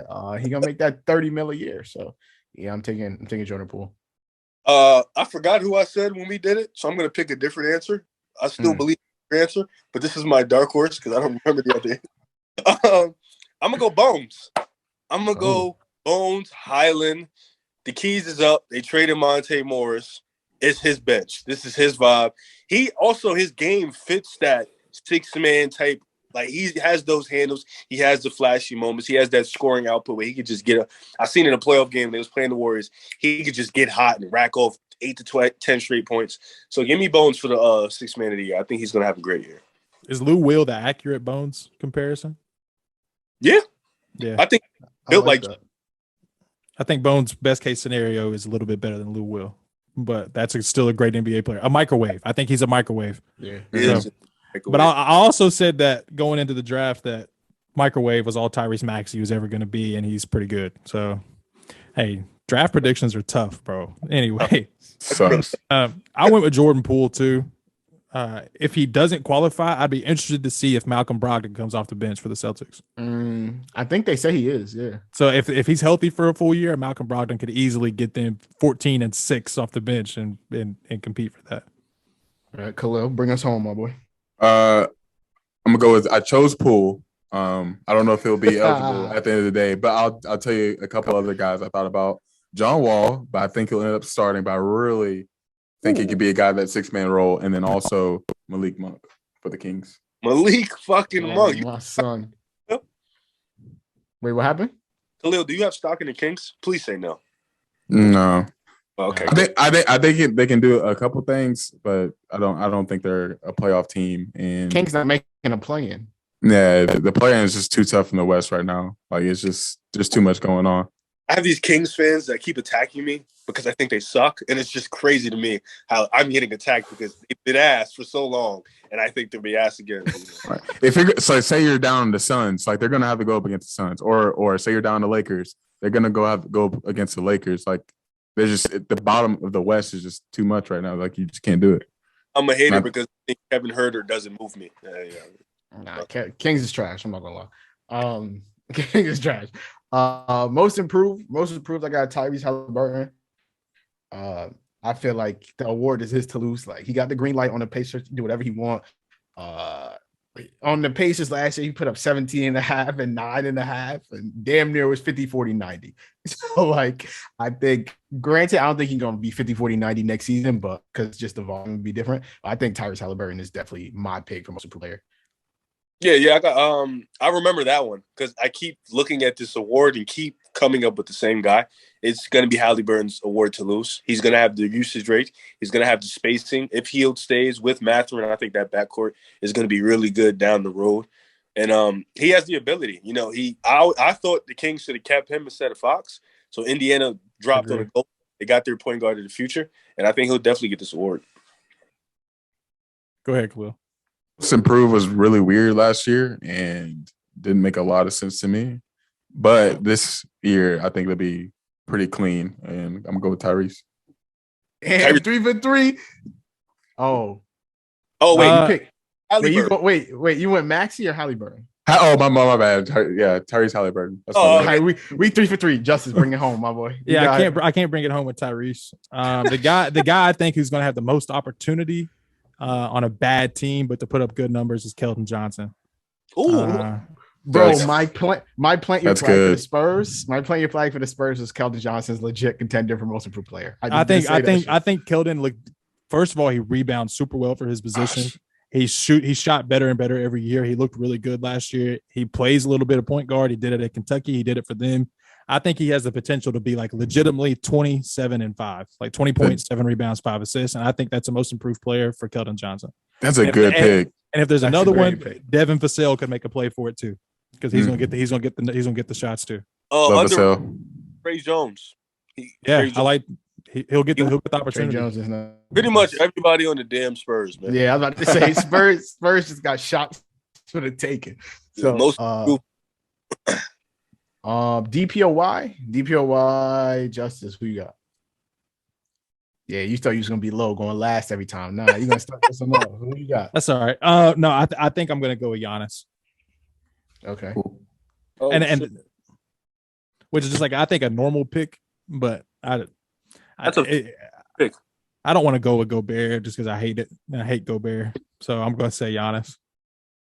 My pick is Bam. I love that. Yeah, my pick is Bam. I feel like had he not got injured last year, I feel like he would have got it, but that kind of knocked him out of the race. And I think they regret giving it to Marcus Smart. So I think, for sure, I think they're gonna get that shit to Bam. The Heat were top 5 in defensive rating last year. Not sure they're gonna be top 5 in defensive rating this year, but I think Bam makes enough of a difference for him to get the award this year. Give me Bam or Draymond, man. Give me Draymond, especially he got something to prove right now. He just beat his teammate up, and the contract extension is not looking too good for him. So now he feel like he got to earn it. Bam, I've been picking him like 3 years straight because this shit is getting out of hand. How he has a defensive player of the year award. But I think this is going to be the year because he's going to have to do a little bit more, and people are going to pay a little bit more attention to Miami. So give me those two guys. Yeah, Naj, in my notes, I actually put a guard is going to have to do something pretty special for them to give it to another guard. Like they regret giving that shit to one. There's no way they're giving it to a guard anytime soon. And then also, Bam is my pick for DPOY, but I also put Bam and Draymond were neck and neck for it until they got injured also last season too. But Bam would be the guy for me to edge it out. Boom. The problem with Draymond is him not playing. Yeah, yeah. He gotta want it. Like he gotta want DPOY for me. It was the award. He got hurt last year. No, he's playing incredible. I think Bam should have got it unanimously last year if he didn't get hurt. Stupid man. Such a wild guy, bro. I need him to get one. I need him to get one. I love Bam. I think he was both of me and Naj's pick last year. Was Bam? Yeah, he was, and he did not win that shit. He just folded. Yeah, I need bro to get it this year. Rookie of the year, I got Paolo. I know that's chalk, but I just feel like ain't nobody there to contest him for shots outside of Cole Anthony. And what do you mean that's chalk? Is that like a saying over there or something?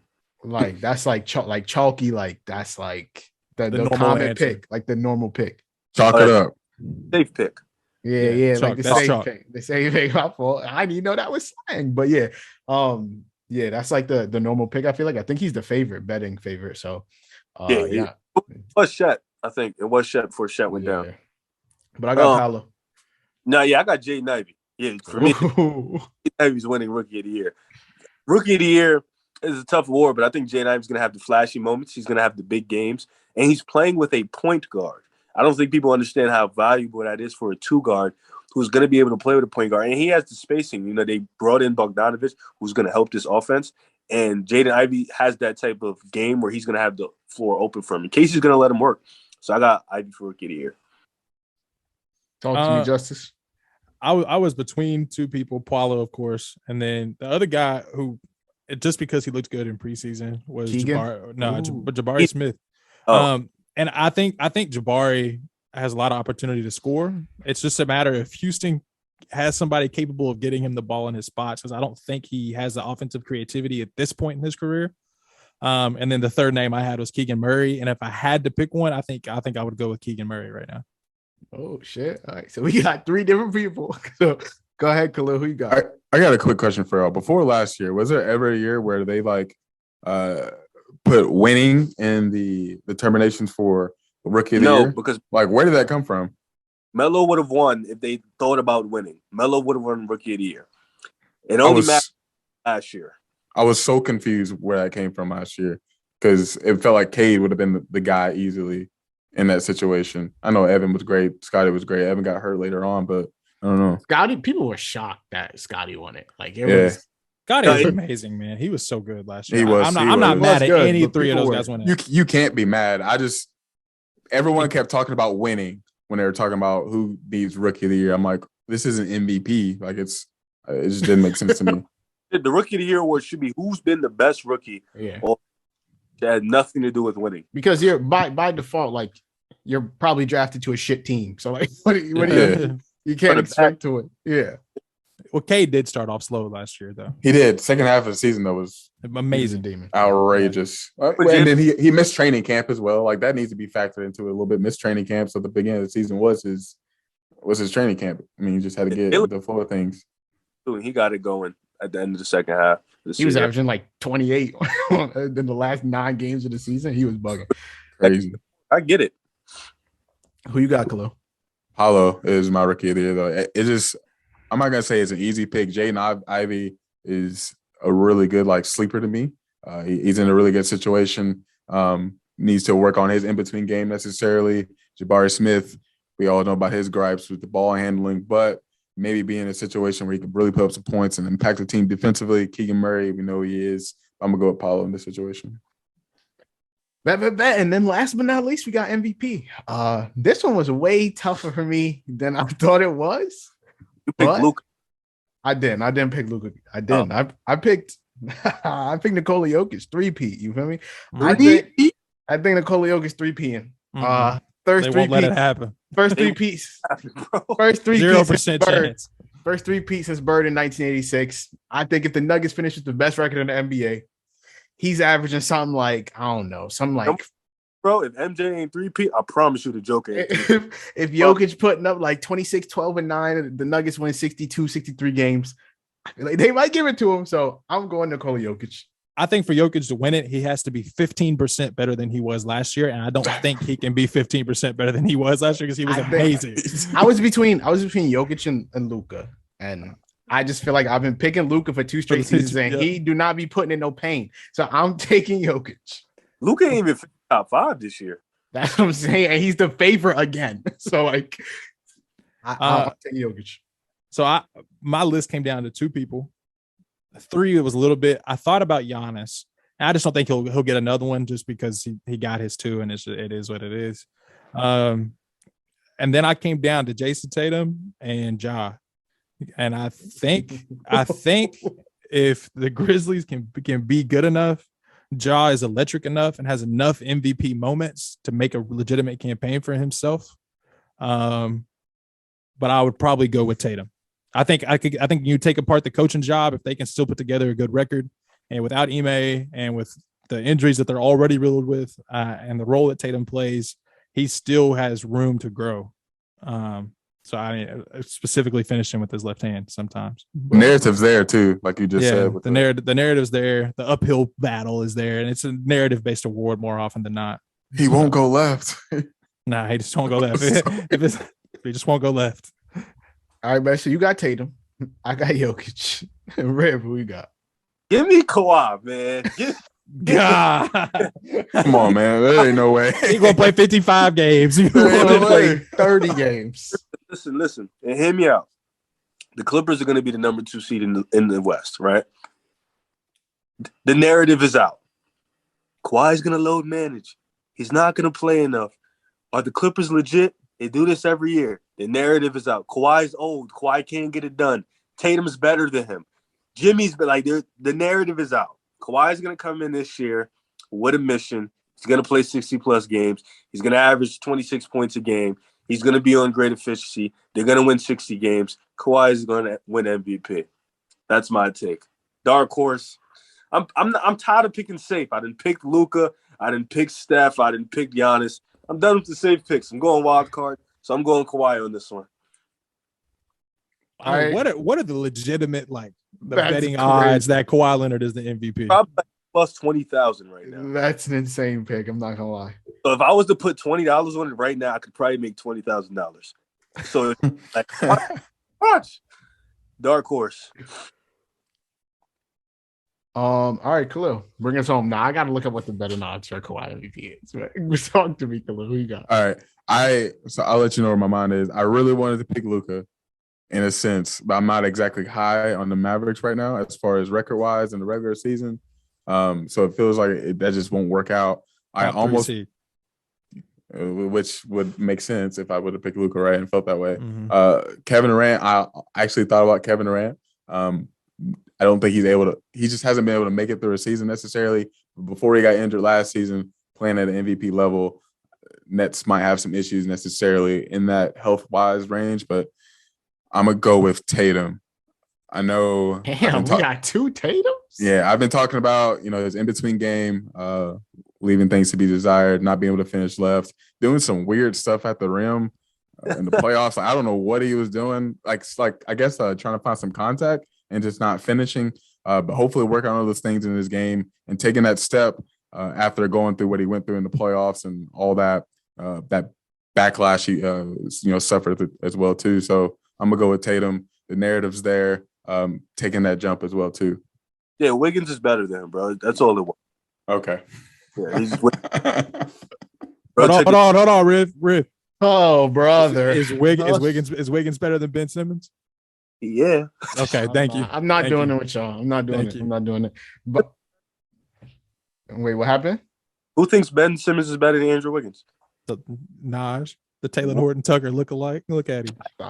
Why do you think that? What we were talking about when me and Justice were talking about it was, I think if you're building a basketball team, you would rather have Ben Simmons and Andrew Wiggins on your team. And Ben Simmons raises the floor and the ceiling for your team more than Andrew Wiggins does. Ceiling. I do think he does, yes. Hey, Naj, I'm with you. I'll take Ben Simmons over Andrew Wiggins. There we go. I'm not opposed to taking Ben over Wiggins to start a team. But that was the context that we were having. Justice turned it into some other shit. Well, because I think those conversations get overrated because it's all about winning. So when we're talking about winning, who are you taking, Ben Simmons or Andrew Wiggins? I don't think you would take Ben Simmons. Like, would you rather plug Wiggins or Simmons into the Lakers? You asked me that before. Okay, and it was Wiggins. And I said Wiggins. I mean, fit on almost every team in the NBA. And what we're also saying is it's harder to build it takes more effort to build a team around Ben Simmons than it does Andrew Wiggins. But I think if you do build a team around Ben Simmons, the team ends up being better. Better in terms of what?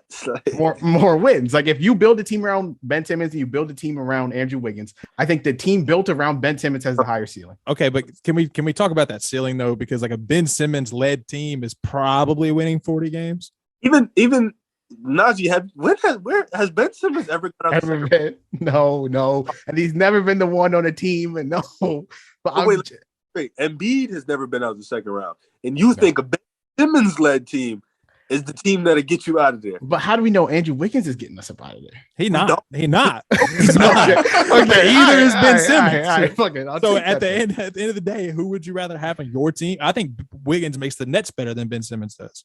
Easily. Probably because the team isn't built around Ben Simmons. It's built around he can shoot a three. It's not built around Ben Simmons. He'll attempt a three. I hope he shoots, bro. He not shooting. Build a team around Ben Simmons. You can't. He's not that type of player. No, you cannot. Sorry, you cannot build. You can build a team around Ben Simmons. Team around a player who refuses to shoot a jump shot. It's just not possible. Hey, bro, he was talking about he was going to shoot this year. What if Ben Simmons? No, he was not definite in that. JJ Redick Ben Simmons come out and shoot 35% from three? That's hell no. That's he did not give a definite answer. What do we do about shooting? He got the ball, did a post up, hit all backboard. He was wild close to the rim, bro. That's not his game. I'm standing on it. I'm still taking Ben Simmons over Andrew Wiggins. I'm not gonna lie. I think if you made that argument after Ben Simmons' like second year in the league, because you could like project like, oh, he'll develop this part of his game. But Ben Simmons is the exact same person now as he was when he was 19 years old. The exact same player. If you're telling me you're taking Ben over Wiggins for your team, you just don't want to win. Like you just Bro, you're trying to get Victor. I really do think that Ben Simmons' team bro. I think a Ben Simmons team would do better than Andrew Wiggins led team. I do.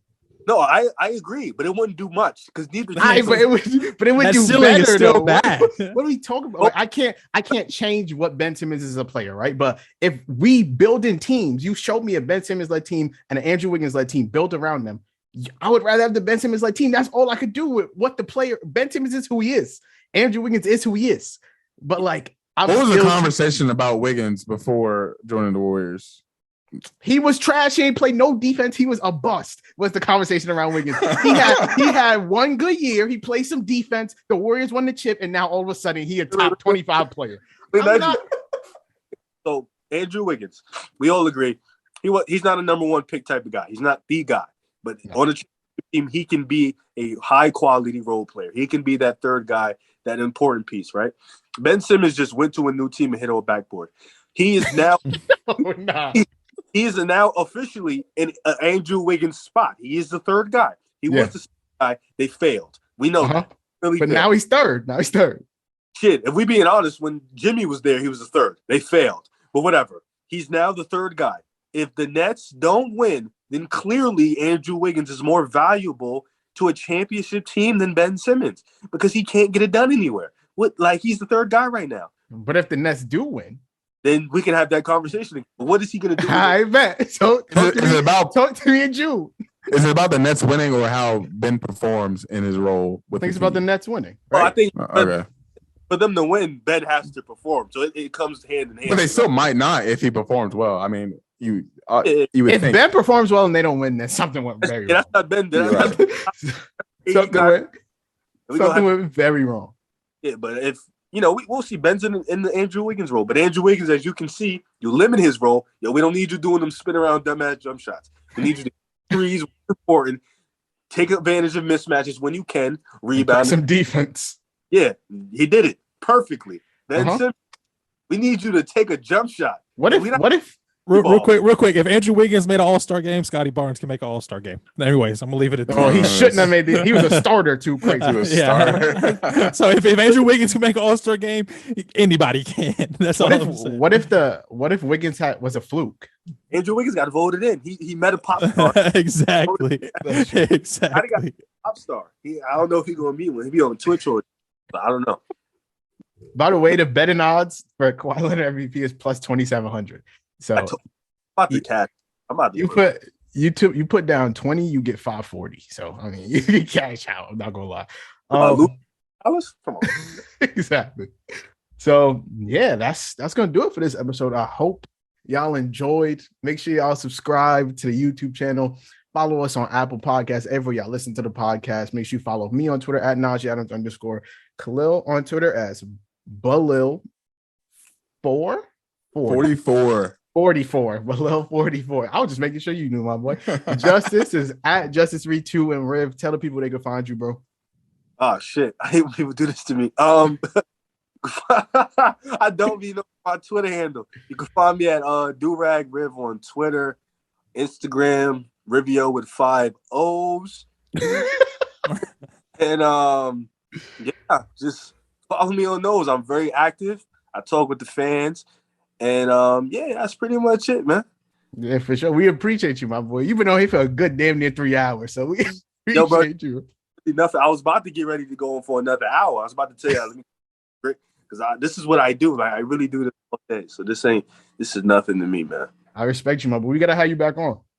Yo, listen, the season's long.